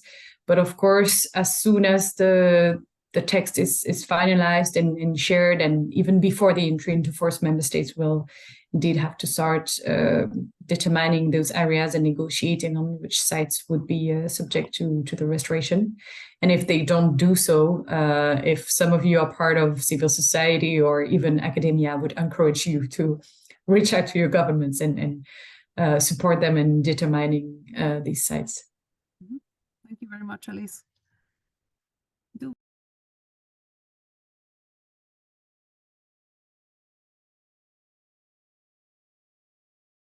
Thanks a lot. So I would like to present to you today on the topic from policy to practice to policy, experiences from Germany. I prepared that presentation together with my colleague Sophie Hirschelmann, who is actually more involved in the national processes in Germany, and this is very close to the presentation which he already gave at the Power to the Peatlands conference in Antwerp. But first of all, I would like to take you a little bit into the peatlands in Germany. Here you see a map of the peatland distribution on the left side. So we find peatlands mostly in the northern parts at the North Sea and Baltic Sea coast, but also further inland. Then the central part of Germany is almost empty of peatlands, and then we find again peatlands in the southern part in Bavaria and Baden-Württemberg, closer to the Alps, where we have again higher rainfall. In total, we have 1.8 million hectares of organic soils, which is 5% of the land surface.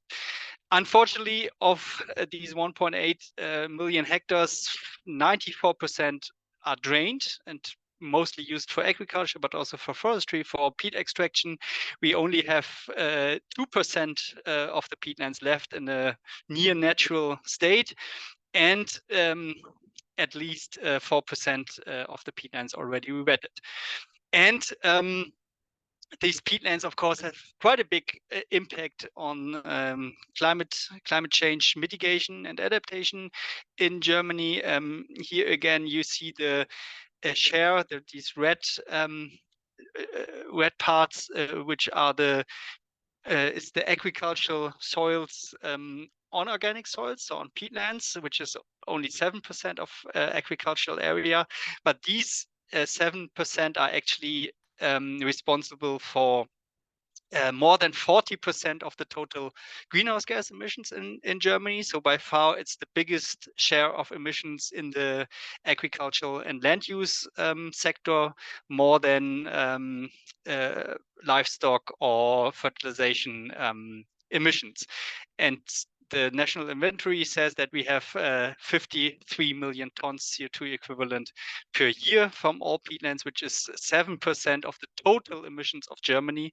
So even from a highly industrial country like Germany, this is quite substantial part of the emissions. And yeah, we have an overall political framework in which we are operating with the peatlands. As you probably have heard already before today, the peatland emissions are counted not in the agricultural sector, but in the land use sector, the land use change and forestry, LULUCF, and are always a bit hidden there together with the forests.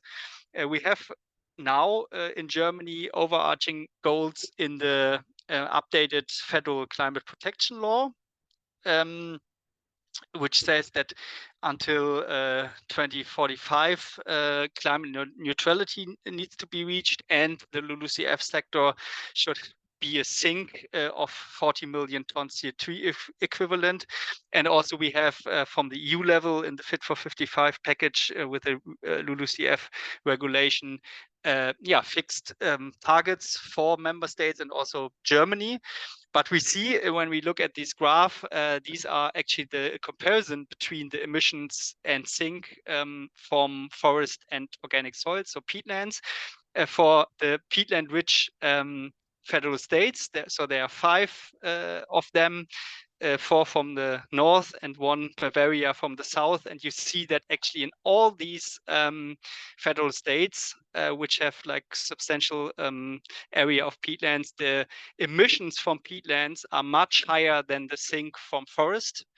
Only in Bavaria, which has quite a lot of forest, actually, the sink is still there. So actually, we are far away from having the LULUCF sector as a sink and counting towards the national overarching protection aims. So it's clear that LULUCF targets can only be achieved with increased efforts on peatlands, peatland restoration and rewetting. And that's why new policies are shaping on peatlands in Germany.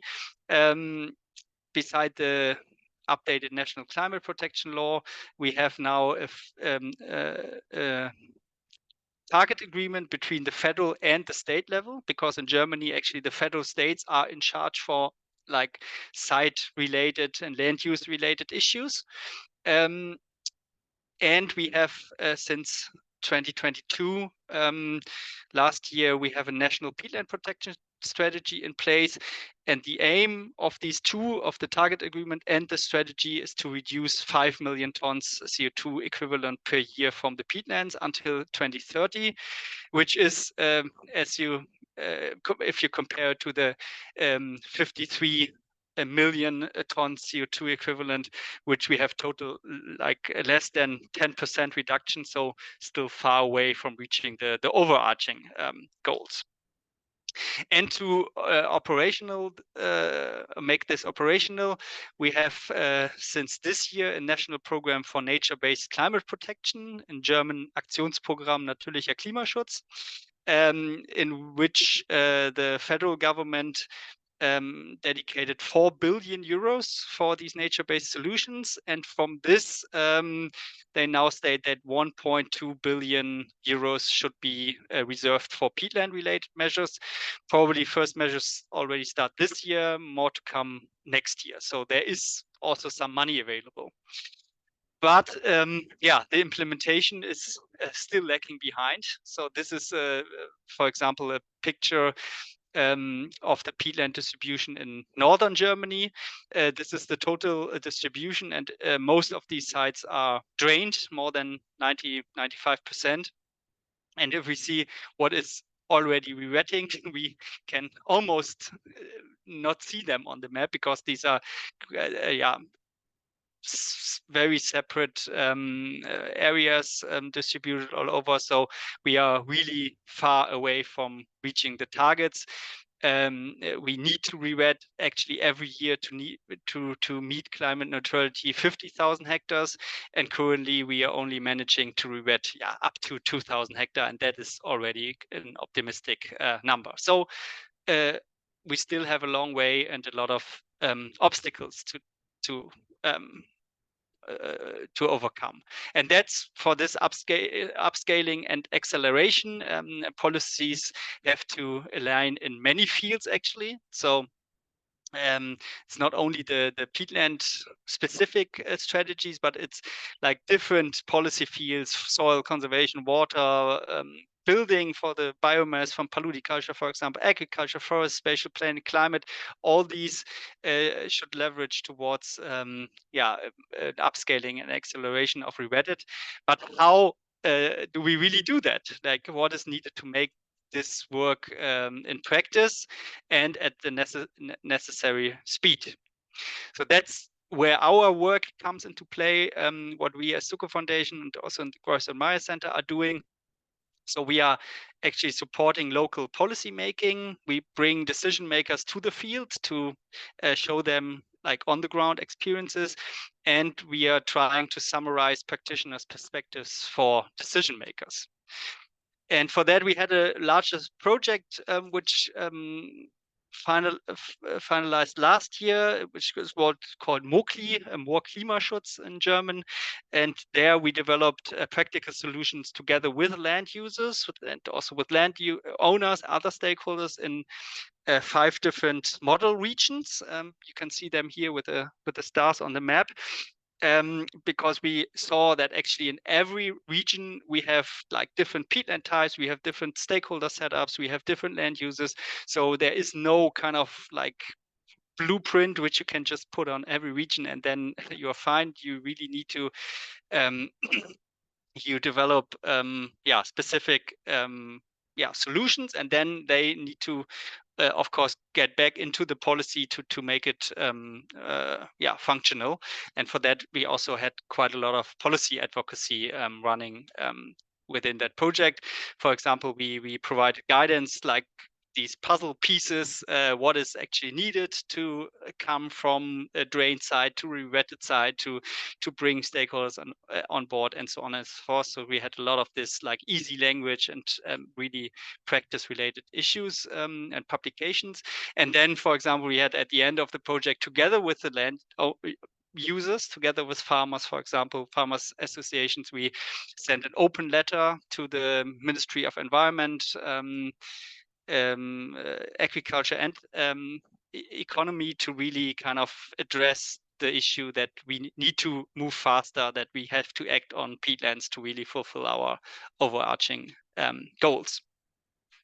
And we really also kind of try to bring in the practitioners' views on the need for policy changes and new regulations. So we just published beginning of this year a publication for which we interviewed 46 experts in 7 states of Germany, from administrations, but also implementers of peatland rewetting, to show what are actually the barriers and approaches to speed up planning and planning processes and permissions for peatland rewetting projects. And we summarized that in the publication, and also hosted a bigger conference with a lot of these experts and a lot of stakeholders. I think we had like more than 300 participants there to really discuss it and bring it back to decision makers. And we also saw that actually many of these things can only be tackled in legislation. So we now are just working on a legal study to follow up, to really bring really concrete recommendations where the law can be changed to overcome these barriers. Then we always have the issue that many decision makers from politics, but also from civil society, they've never been in the peatland. They don't know about these kind of all these things. So we are organizing different events and different occasions to make it happen, to bring them to the field. We have field days for rewetting and paludiculture sites. We had guided visits of members of the European Parliament and German Parliament. As you can see here on the pictures, Delara Burkhardt from the Socialist Party, she was there, and the next week I think she gave a speech in the European Parliament and actually mentioned her visit to the paludiculture site with us. So that was very nice. And shows that it really works to bring also these decision makers into the peatland and show them what it's all about. But we also support really the local policy making, not only on the overarching federal or EU level. So we work very closely with stakeholders. Here you see a feasibility study for the use of the biomass from wet peatlands, which we conducted together with a farmers association actually and a municipality, one of the peatland richest in Germany, which was a really nice task. Or also here for our hometown, for Greifswald, we did a peatland study to give the city administration and also the citizens of the city of Greifswald some more insights about the emissions from the peatlands and also recommendations how to deal with it. Beside that, we work quite a lot also with participatory approaches, like the method of landscape walks, where we bring different people from very different views, perspective, backgrounds together.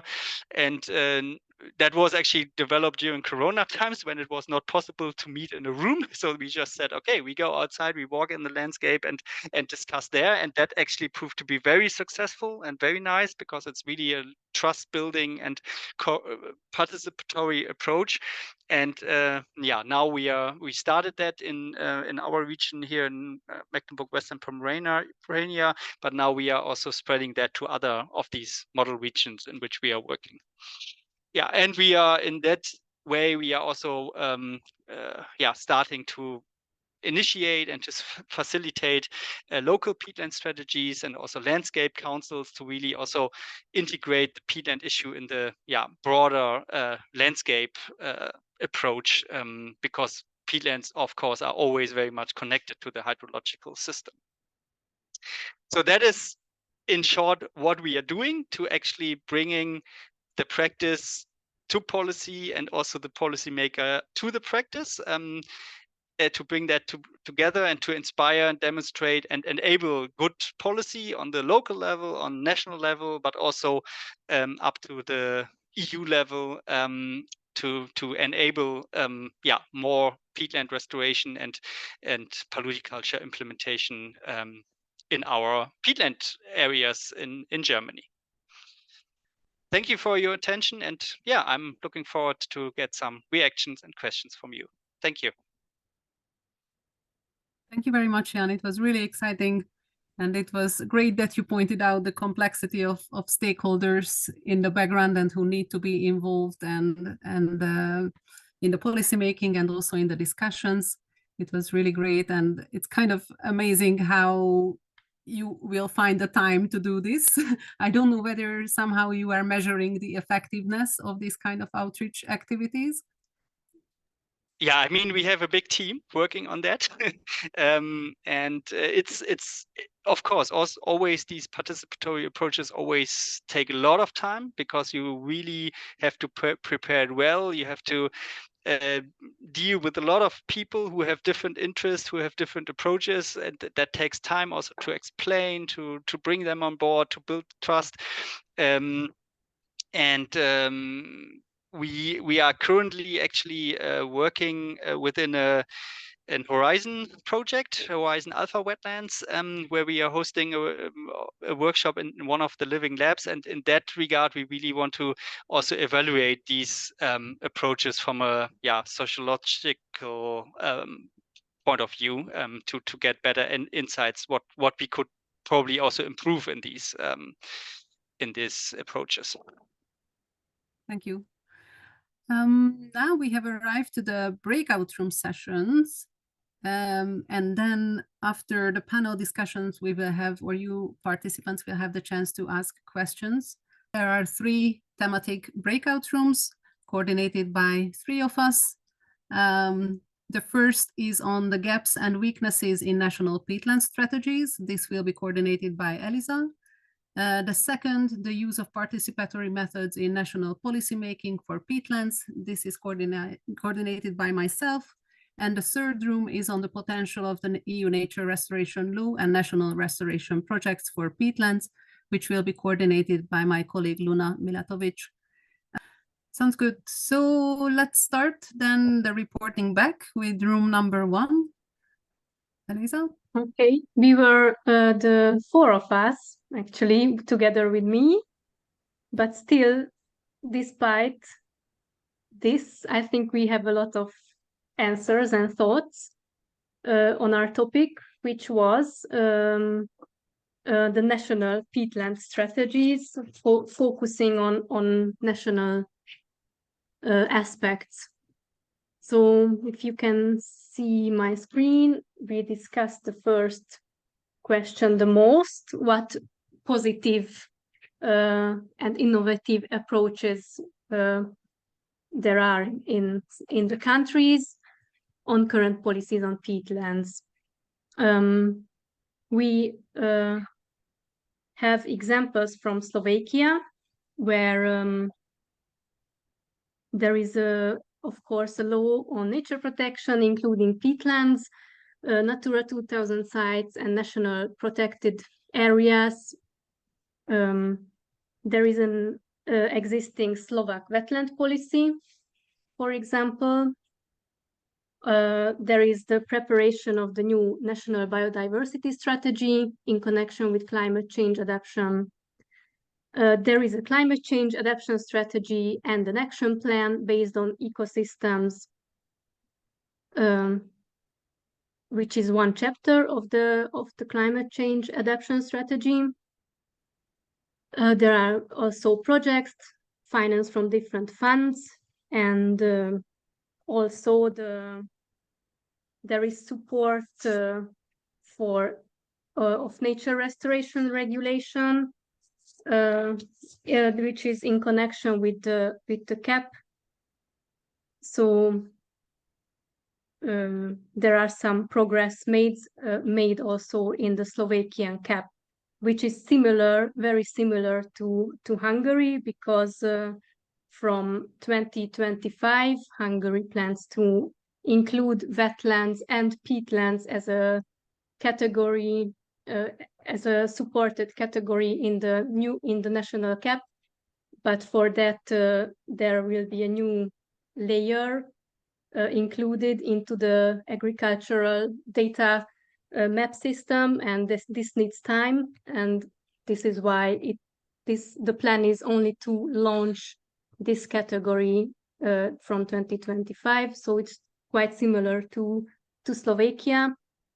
Also from Hungary, as a positive, not really policy related, but positive, that we have an existing map of peatlands.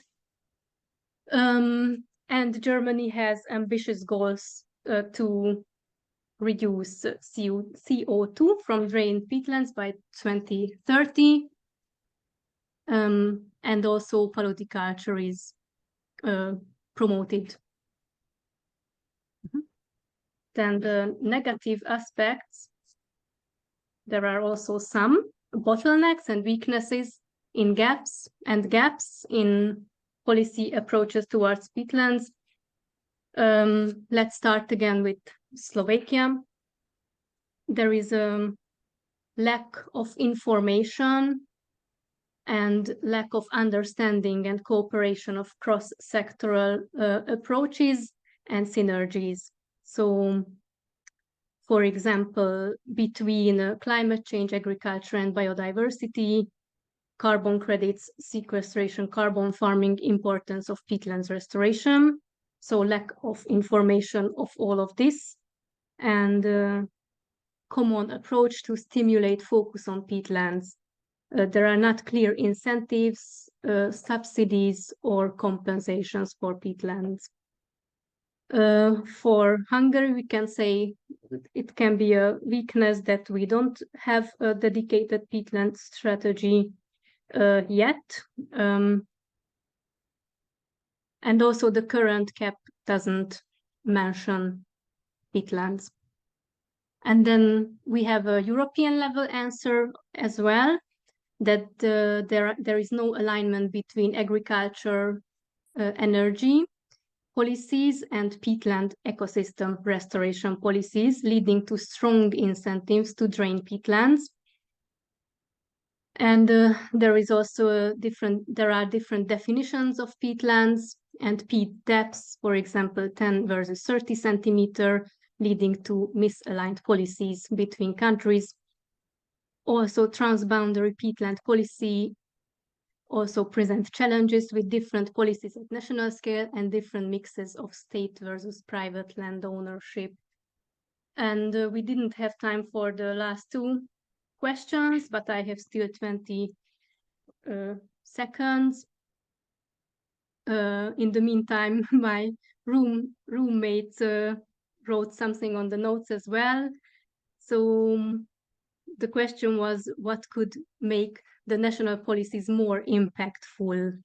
Slovakia mentioned. Oops, yeah, my time is up. Thank you. Capacity building projects, nature restoration law approved.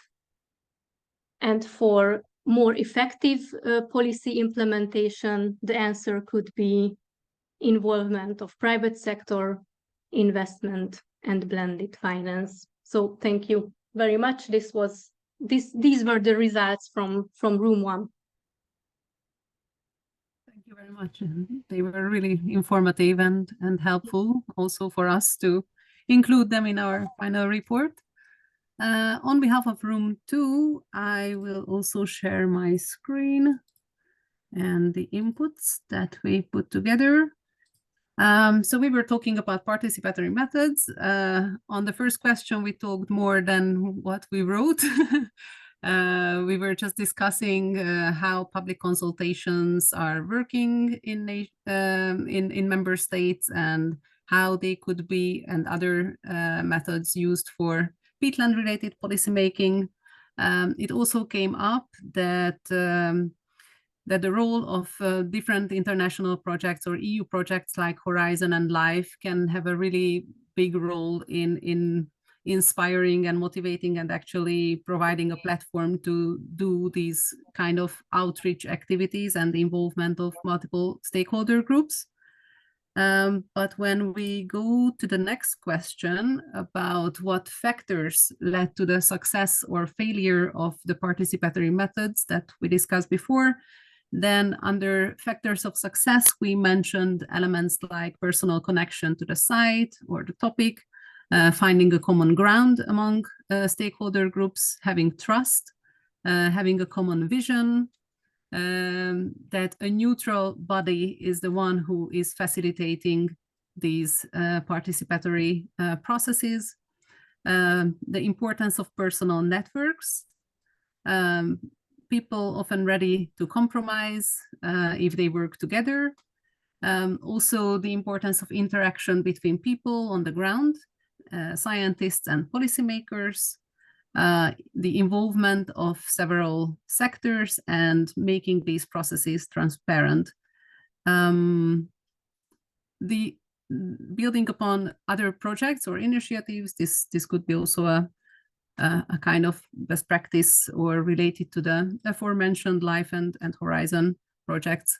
On the other hand, under factors of failure, we have written not having the same goals or having an uneven pace of work, like between government and NGOs, for example, lack of transparency, the context of earlier mistakes or uncertainties can also lead to failure, or having short deadlines to consultations or launching consultations in the summer or during Christmas breaks can lead to failure, or changes in government can kind of restart the process and the trust building from the start. On question number 3, what is needed to make participatory methods for peatlands more successful? We have mentioned good facilitation, again, a neutral body and a neutral ground, aligning the pace and vision of the stakeholder groups involved, finding a local sectoral champions who can inspire this work, be equally aware of peatlands' value that could bring stakeholders together and align their interests a bit better, and also exploring and explaining the different ecosystem services they provide for different target groups and sectors. And on the final question, what successful participatory methods do the participants know in other countries or other policy fields? I think we were all really inspired by Jan's presentation about study tours and also having multi-stakeholder workshops. I think that's it from room number 2.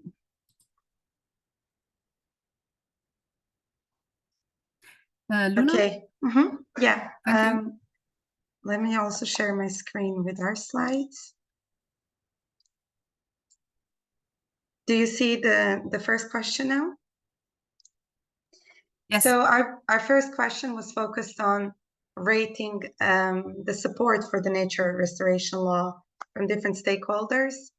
And as you can see here, on the strongly supportive side, we have a few member states like France and the German federal government and the Estonian government as well. While on the strongly against one, we don't really have any member states, but closely to strongly against is the Belgian member state and Hungarian. But this is based on the council vote that was done earlier this year in June. And we will see if this is going to change. But so far, the information we got is that it's not changing. And then on the strongly supportive side, of course, we have a lot of civil society organizations. And I think it's worth mentioning here, if there's anybody in the room who's not aware of it, but there's a big coalition of NGOs working on the restoration law advocacy. And you can look it up by looking the hashtag Restore Nature. Then we have a lot of national NGOs in Estonia as well who are supportive, in Germany as well. And then on the against side, farmers as an important stakeholder in the discussion on peatlands, of course, and then also some parties like EPP in the European Parliament, and that if you followed a little bit of the developments in the last few months, has been very strongly opposing the nature restoration law and had very conservative communication campaigns influencing a lot of MEPs. And then we somewhere also in the middle, we can see some German farmers and German conservatives going more towards against the nature restoration law. And one that is in the middle was that was identified was peat producers in Estonia. The second question was giving examples of national programs, projects, and initiatives that are focusing on the restoration of drained peatlands. I'm not going to list all the examples here, as everybody will have access to these slides, but I think it's interesting and encouraging to see all these initiatives in one place, mostly focusing on France, Belgium, Hungary, and Germany. I think a few that are very important are, the National Peatland Strategy in Germany, then also the sorry, the National Conservation Plan, which has peatland target, as we heard before, or from our Hungarian presenter, and then there are many restoration projects funded by EU budgets across countries. I'm not going to list them now. And then we wanted to focus quite a lot on recommendations for what can be done to improve to make these policies more effective. And we have several examples here as well. But I think a big focus is on stronger legislation, on streamlining peatlands across legislation, as at the moment they're often contradicting each other. Then having business models that would create demand for culture, then to have more incentives for landowners for peatland restoration, then to also focus on what's been done on an EU level recently with the nature restoration law, and use the counter arguments that were used there on a national level as well, when, for example, debating the argument that peatland restoration is threatening food security. Also that what's needed is some specific knowledge and creation of new peatlands, and to overall depoliticize and depolarize the discussion around peatland restoration. And the new narratives and visions for peatlands to try to involve art and culture and to raise awareness of their importance through initiatives like that. And of course, civil society pressure on national governments to act on this as well is hugely important, which is why I think we're all here. And with this, I'm going to stop talking and give the floor back to Orsi. Thank you very much, Luna. It's really impressive, the amount and the quality and depth of input that your group put together. Thank you very much. We will have these slides available. So if you wish to contribute to the questions or answers of different groups, different from the one that you were in, then feel free to do so, either during the rest of the workshop or later on. These slides will be open and your input is welcome. And now I would like to continue with the panel discussion. I would like to invite Jan, Elise, Gábor, Martin, I think that's it, and myself. We will be pinned to the screen so we can better see each other.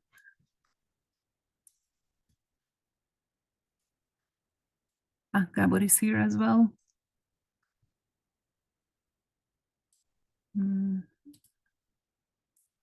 Oh. It seems that multiple pinning is not possible. Elise, yes. And I will also pin myself. And Martin, yes, here you are. So I think we are all here. Actually, we covered many of the original questions that I wanted to ask from you, but I still have a couple of remaining ones. We heard a lot about the success that big EU projects or international projects can lead to on peatland protection and restoration. And I would like to ask for your opinion, or how do you see the future of and the future role of these EU projects for restoration of drained peatlands? Are they able to restore only smaller pilot sites, or is it somehow possible to enlarge their impact? How do you see, or what are their essential role in somehow kicking off this large-scale restoration mission ahead of us?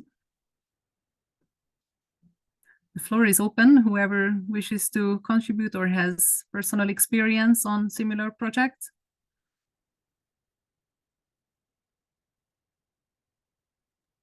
Maybe I can start. Thank you. So thank you for the question. At Wetlands International Europe, we are involved in several of these EU-funded projects.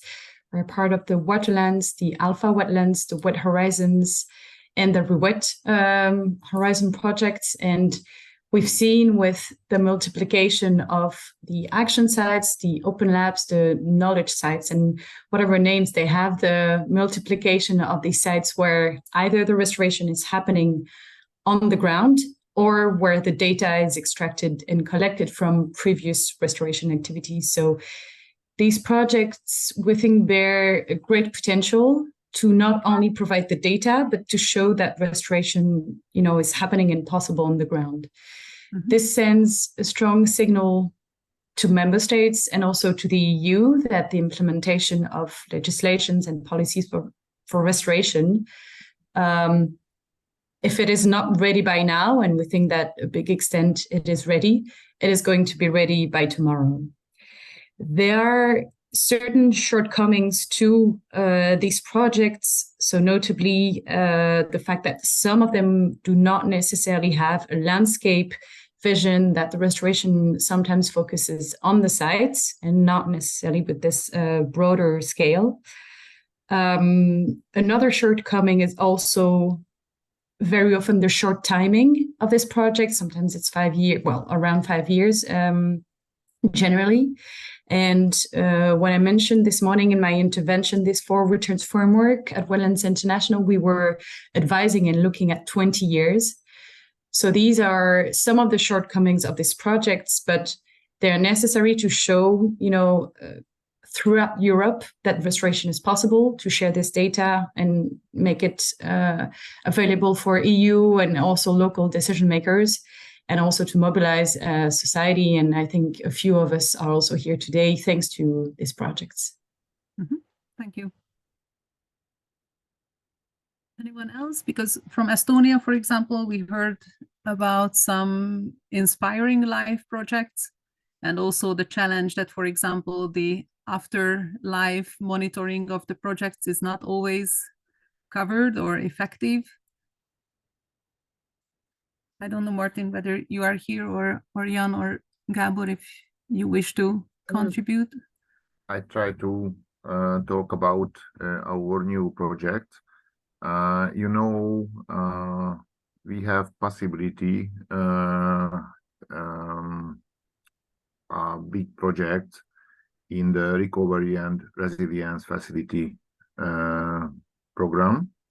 And this is the only one nature conservation project in RRF. I talked shortly in my presentation about this water resilience project. So it is a landscape project because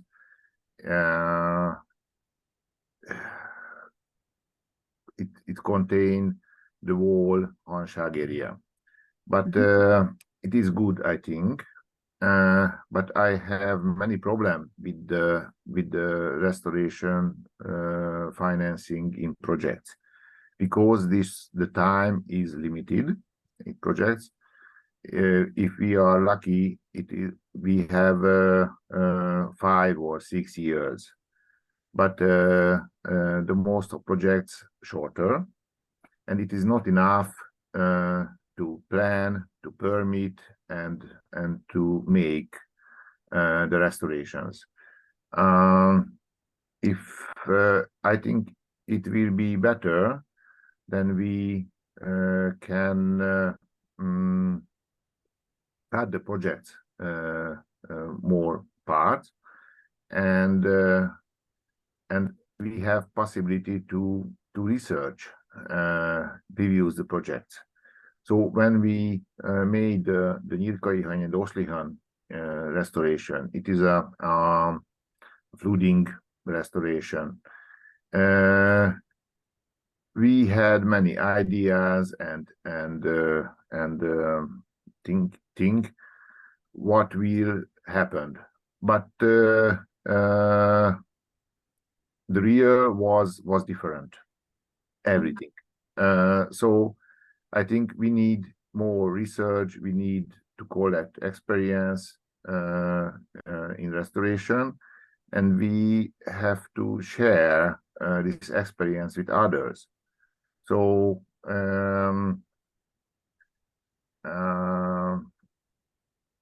the too fast restoration and too fast flooding is a big problem, I think.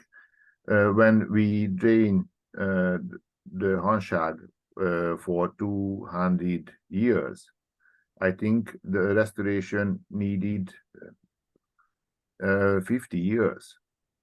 Mm. And the projects don't permit a project for 50 years. So I think we are not in a good situation in this in the restoration. I don't know. I am not optimist. Mm. Thank you. Jan? Thank you, Gábor.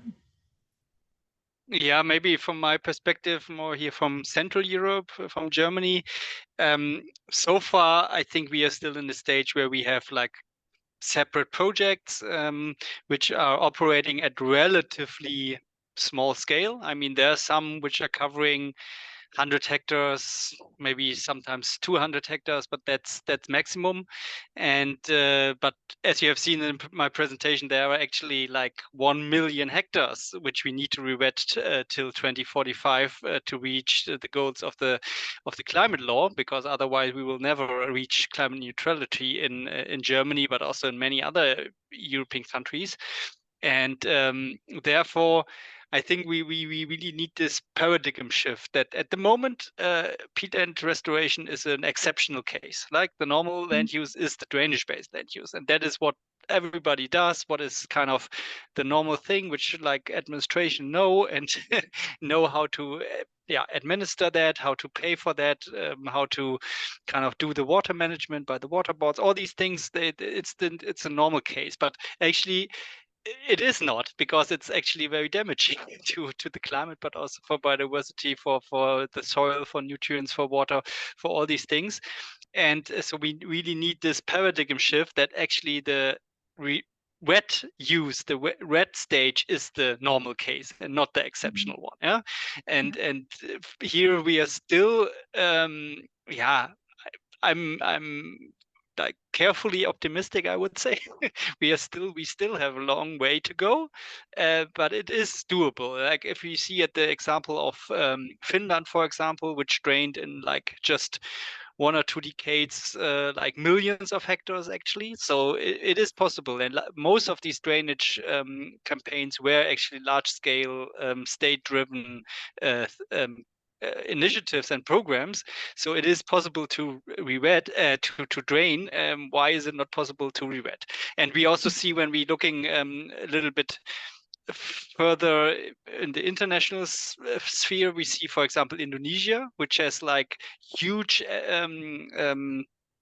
issues, challenges with peatlands, but they really managed in less than 10 years to re-wet, or at least raise water levels to 40 centimeters below ground on 3.7 million hectares, which is like much more than ever have been restored in the whole European Union and all the history. And they have a monitoring system of 15 million hectares of peatlands in Indonesia. And you know, Indonesia has like thousands of islands, so it's really difficult, but they do it because they have a very strong case, because they have the fires and a lot of casualties, a lot of people having respiratory diseases, a lot of economic damage also, but this will also come with climate change. So I think it's a good example. And I can, if you want, I can also from that example tell a bit more how they actually deal about it, because they have a very different approach and they really have political will to do it.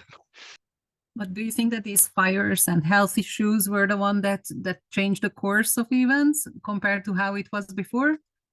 Yes, for sure. Yeah. It would be great not to wait in Europe until these things happen or similar ones.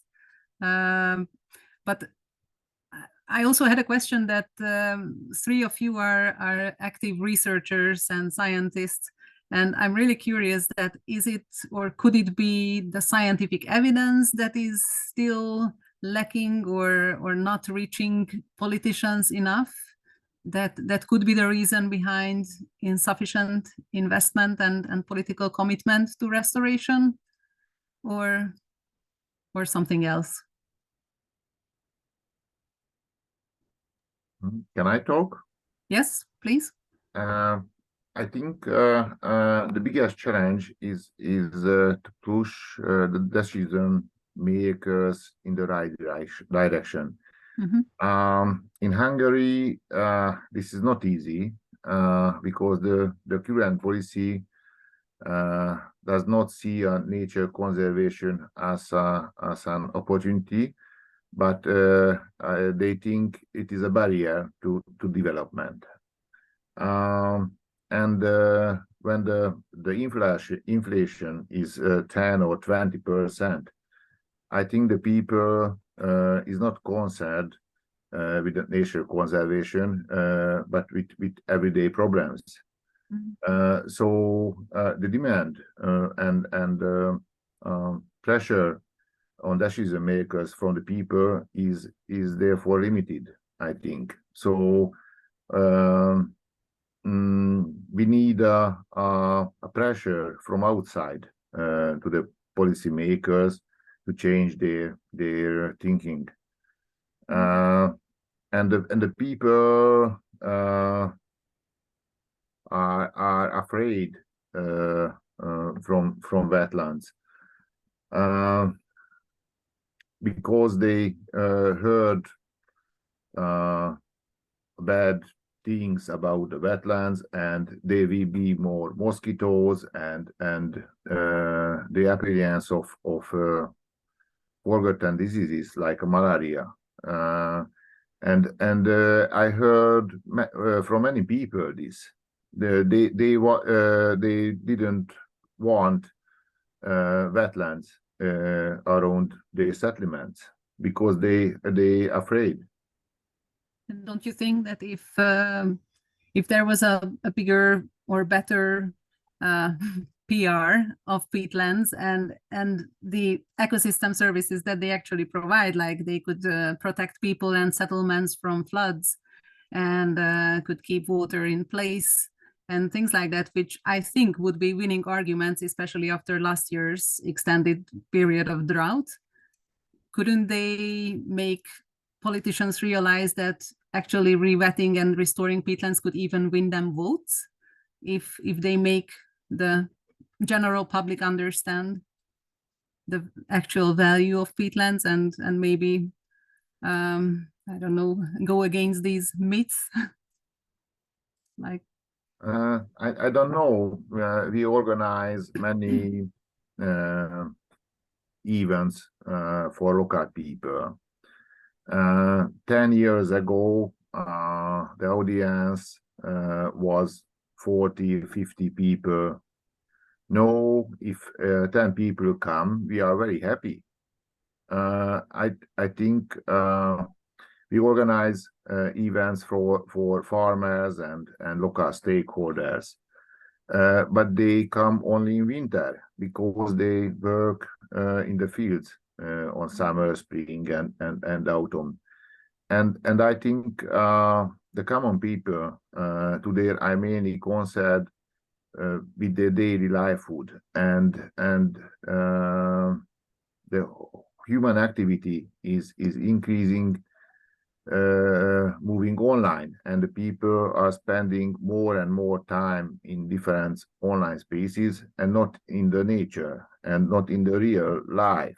And it is a very big problem. Or the student on the university.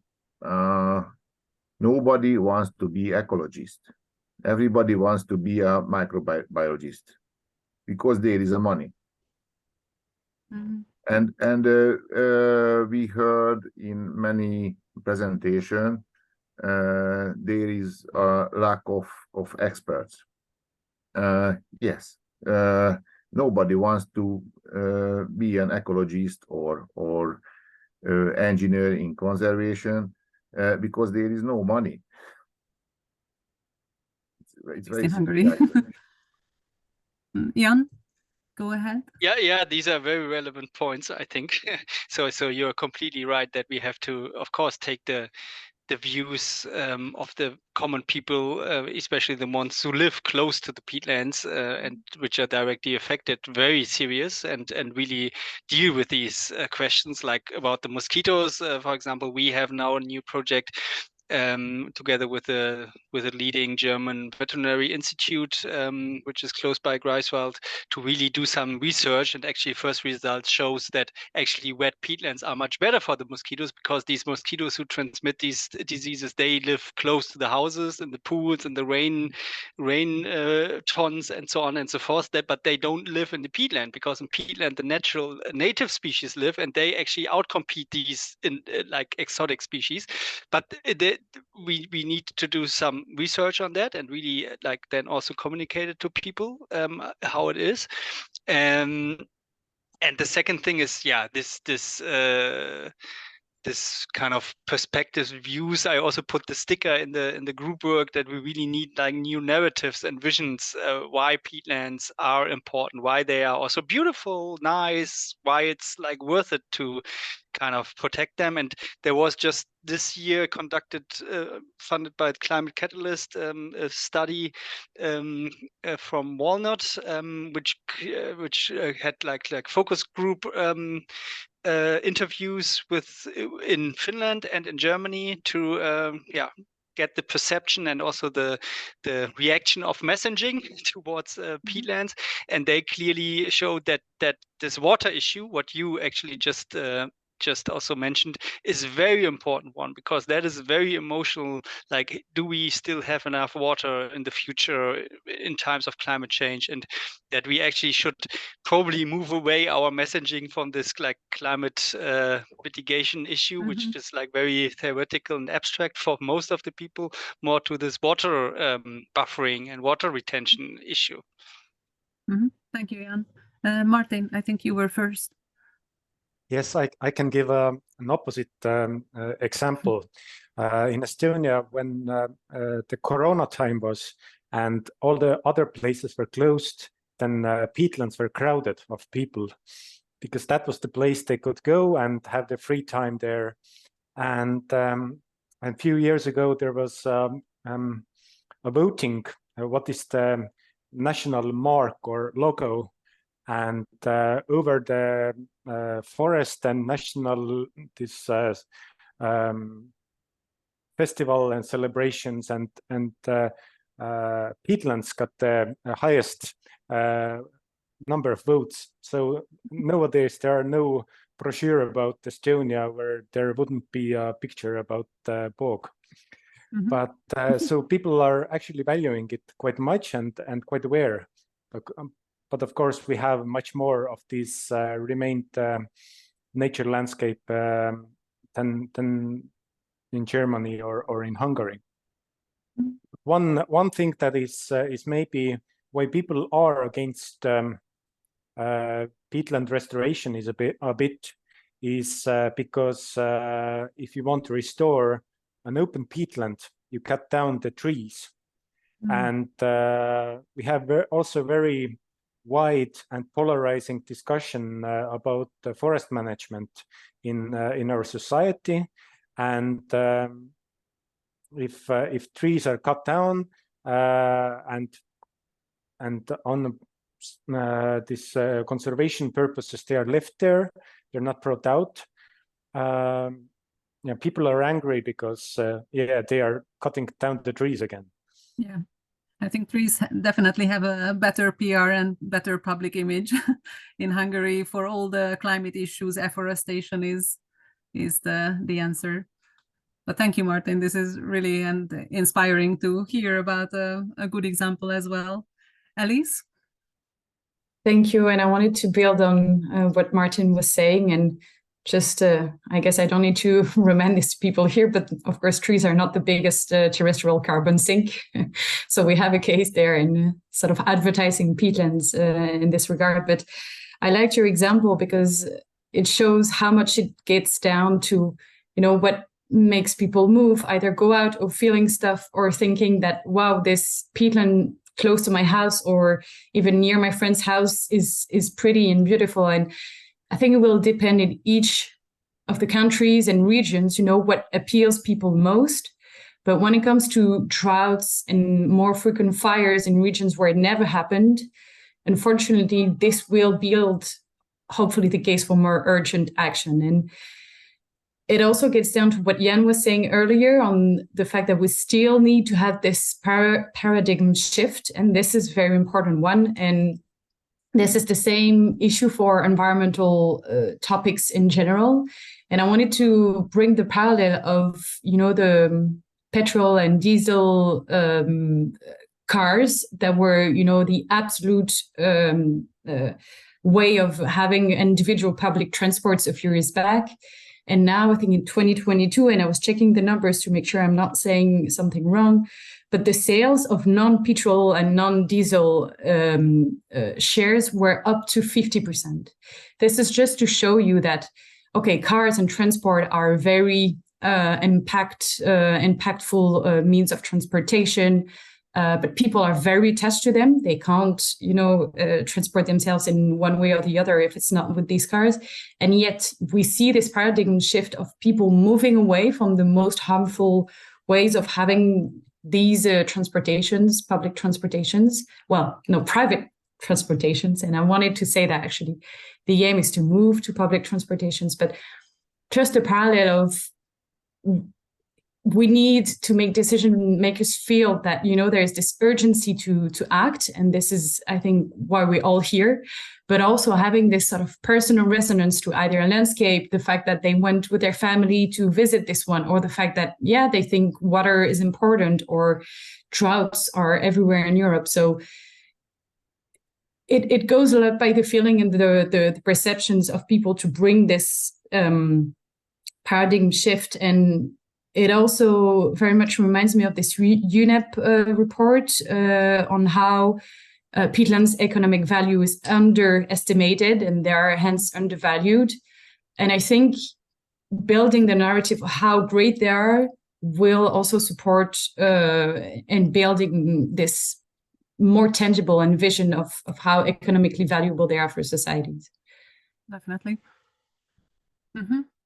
And talking about bringing peatlands higher on the political agenda and making decision makers aware of their value, I don't know, I think, Elise, you mentioned in your presentation that Ursula von der Leyen, the president of the Commission, in her letter of intent some months ago brought in water resilience as a priority topic for next year.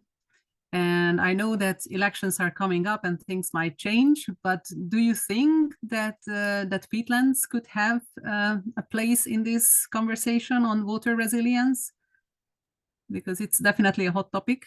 Yeah, I think being realistic, ecosystems and ecosystems restoration have a chance to feature in there. Mm-hmm. This will incidentally also include peatlands, and we will push for that. We really want this to happen, but for sure, ecosystems and the fact that they need to be safeguarded and restored should have a key feature in initiatives like this water resilience. Just a reminder of how the Green Deal was born. Of course, there were a lot of negotiations, a lot of pushback, a lot of pushes for the Green Deal. But one of the let's say one of the reasons why, and one of the instruments was an initial strategy, I think it was 2018, that led to the adoption of the Green Deal as we know it. So although we're talking about this current commission and Ursula von der Leyen initiatives to have water resilience initiative, basically, it bears great potential to influence the next commission. as mentioned, we can't predict what will happen, but the sort of handover files that this commission will give to the next commission will be important. And as I mentioned in my presentation this morning, we see a lot of enthusiasm for water-related issues, not only for grey infrastructure, so water management and this type of things, but also for ecosystem restoration. And hopefully, yes, peatlands protection and restoration will play a role in there, and will be working for that to happen. Thank you. Jan? Yeah, this is very much also what I think it's really important, that we have to streamline peatlands and all these different policies. I mean, water policy is one. The other one, which is very important, is the common agricultural policy, which the funding period just started. But already there are a lot of discussions on the national and also on the EU level for the next funding period, which will start 2028, I think. So it's actually now already high time to position also peatlands and peatland use in there. So and because at the moment we have this, like what I also showed in my presentation, we have this like broad tableau of different policies, but they are not at all like linked and synergized. They some quite often they contradict each other, and this is a big task, especially because you have to look at different levels. But I think this paradigm shift we are talking about can't be done if this remains like it is. Thank you. Many of you mentioned funding and issues with funding, or the either availability or lack of public funding, and struggles with securing co-financing in your presentations. And my question is that how or what kind of role can you imagine in the near future for attracting private funding for the restoration and protection of peatlands, or how advanced this process is in the countries that you know most about? Whoever wishes to start first. I can start with the initiatives at EU level, which we welcome. I mentioned it this morning. It's this development to have a framework for the certification of carbon removals. And this really bears great potential to finance and provide funds for the restoration and the rewetting of peatlands if the correct criteria are being set. Now, I'm not talking about carbon capture and storage with geological or even with technological like DACs and BECs and other technologies. I'm talking about the rewetting of peatlands, and this would be enshrined in under the framework for carbon farming. So things are currently being developed, and I think this has great potential, as I said, to mobilize funds and to ensure that, one landowner or one farmer who wishes to wet doesn't do it just for the sake of doing it. They also need to see the economic benefits behind, especially as we mentioned earlier, that peatlands were underestimated and undervalued. For this to happen, there needs to be strict criteria to make sure that not everything is done, and that as much as possible, sustainability and continuity of the emission reduction and in general, when it comes to implementation of the rewetting, is being done. Of course, there's a lot of pressure for this to happen at EU level, and hopefully the right criteria will be set for that to happen. When it comes to the funding in general, the fact that I don't want to be too optimistic, but we said this morning we feel like we're in a momentum for peatlands, and I think this can be very attractive also for the finance. Also, hopefully for our European Peatlands initiative with member states that want to chip in and fund landscape scale restoration opportunities. So I think we need to utilize this sort of momentum to also advertise it for the financing. And another opportunity, I also mentioned it this morning, is of course biodiculture, which would contribute to secure this just transition when it is upscaled, to make sure that once you're wetting and restoring a parcel or a site, you actually also can benefit from polyculture and the revenues that you would get from building insulation materials or sphagnum or any applications that polyculture may have. So we have promising developments in terms of finance, but we need both the private sector to scale up the investment and also the public sector, so member states, also region and local actors to also chip in. Thank you, Elise. Jan? Yeah, I mean, I presented that we are in Germany, we are now in quite comfortable situation that actually, due to public pressure and but also pressure by the farmers actually, because they see, okay, there is actually no way of getting around it because otherwise overarching goals won't be met. So we have to do something.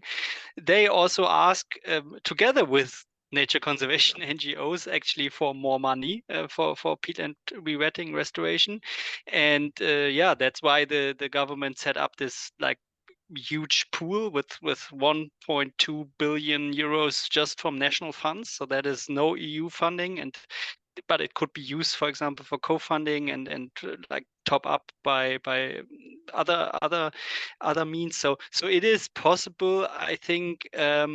If there is this like social and civil society kind of pressure on policymakers to make these funds available. Although, yeah, of course, we are in Germany, we are always like financially in a better situation than many other member states. But still, I mean, it could be possible if there's an understanding for the issue and a like common voice from different stakeholder groups. Do you think that this could be like a new mission for NGOs and civil society as well to build a better collaboration with the private sector? Because historically they are not really getting along well. But if we want to mobilize private funds, then I think we don't have a choice but to knock on the doors and make them aware of the interest that they actually could have in restoring peatlands or investing in restoring peatlands. Gábor? In Hungary, it is difficult to imagine that big private money being involved in restoration projects, I think.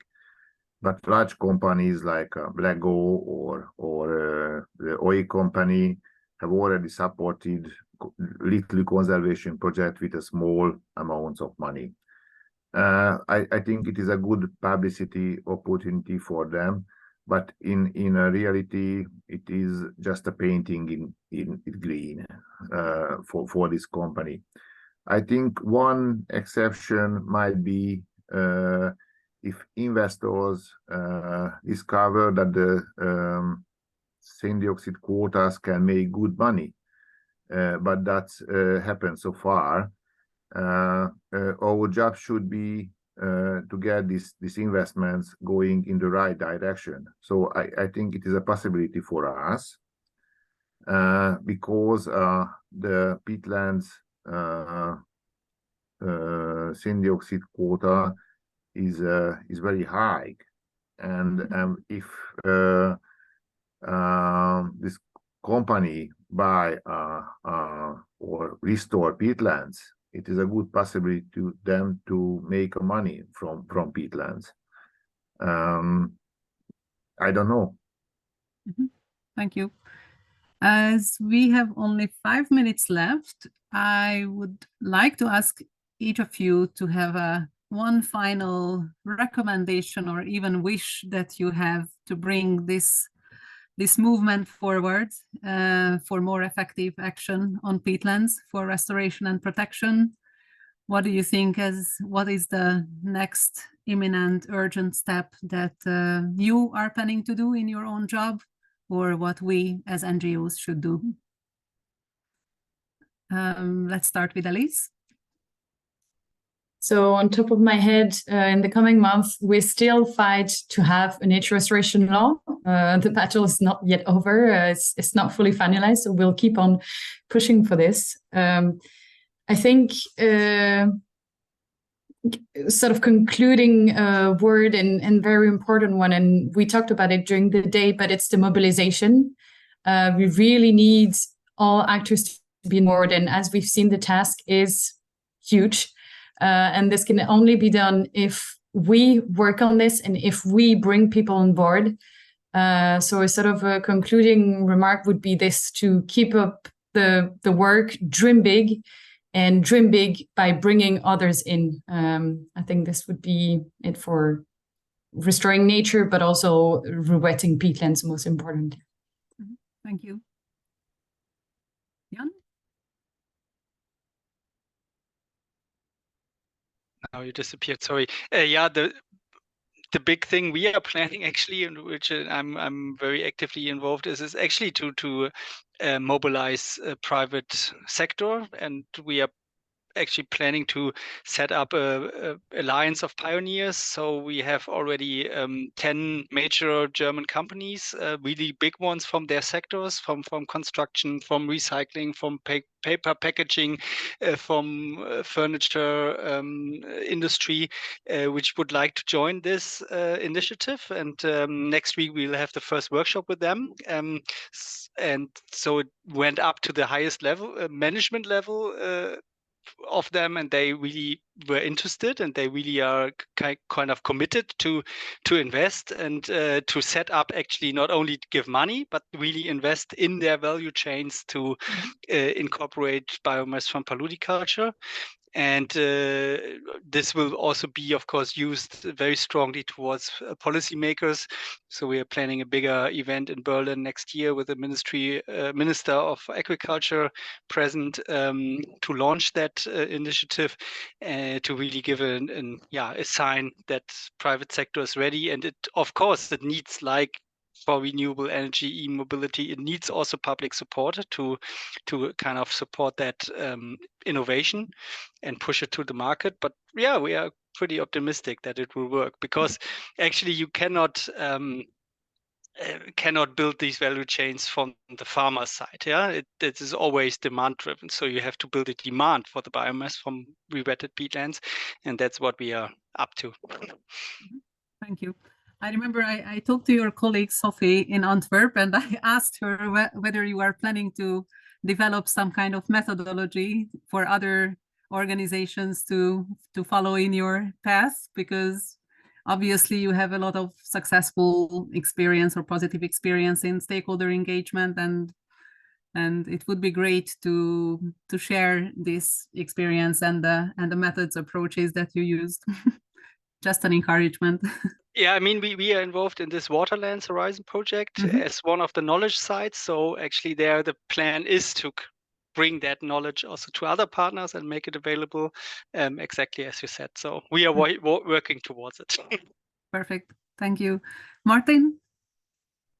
Well, my first wish would be to make this restoration less project-based, and also make it more systematic in a way that we could monitor it afterwards and see the actual effect of the restoration activities and compare it to the natural sites. It could help us to develop the model for the future and give an experience what to do further. And the other wish that we could finally finalize and restore all the abandoned extraction sites from the Soviet time. That we are on the way, but these are still the old heritage of this past era. So at the moment we are also working together with extraction companies, and they are doing quite well. That we have agreed that they will restore about 2,000 hectares of depleted peatlands in the coming years. But the old abandoned fields what belong to the state, and state reserves are also limited. So hopefully this action will be completed quite soon. Let's hope for that. Just a quick follow-up question on your first wish. If you want future restorations not to be project-based, then I guess you mean public governmental funds? Well, I mean, the secured in the long restoration run? itself could be maybe project-based, but the follow-up, I see. like monitoring and the conclusions and the researchers working on this data, maybe they should be like supported continuously. Then that would enable us to also to put our energy to the new students that we could rise for the further experts. Thank you. And finally, Gábor? I think we should be optimists because we have a lot to do in the future. I think it is a good idea to organize workshops for sharing experiences. I never visited in Greifswald restoration areas, and I am interested in, and of course in Estonia. And I think we are waiting everybody who want to see our projects in Hanság and change our experiences. So very important the communication for the common people, but I think it is very important between experts, and we need it because literature is not enough and the guide is not enough. I think we should see all project place personally to learn. Would be great. Thank you. Thank you. Thank you so much to all of you for these really eye-opening and inspiring answers. And with that, I would like to conclude our meeting today. And we have several events coming up in the future that we wish to remind you again, because these were previously shared by Marina as well.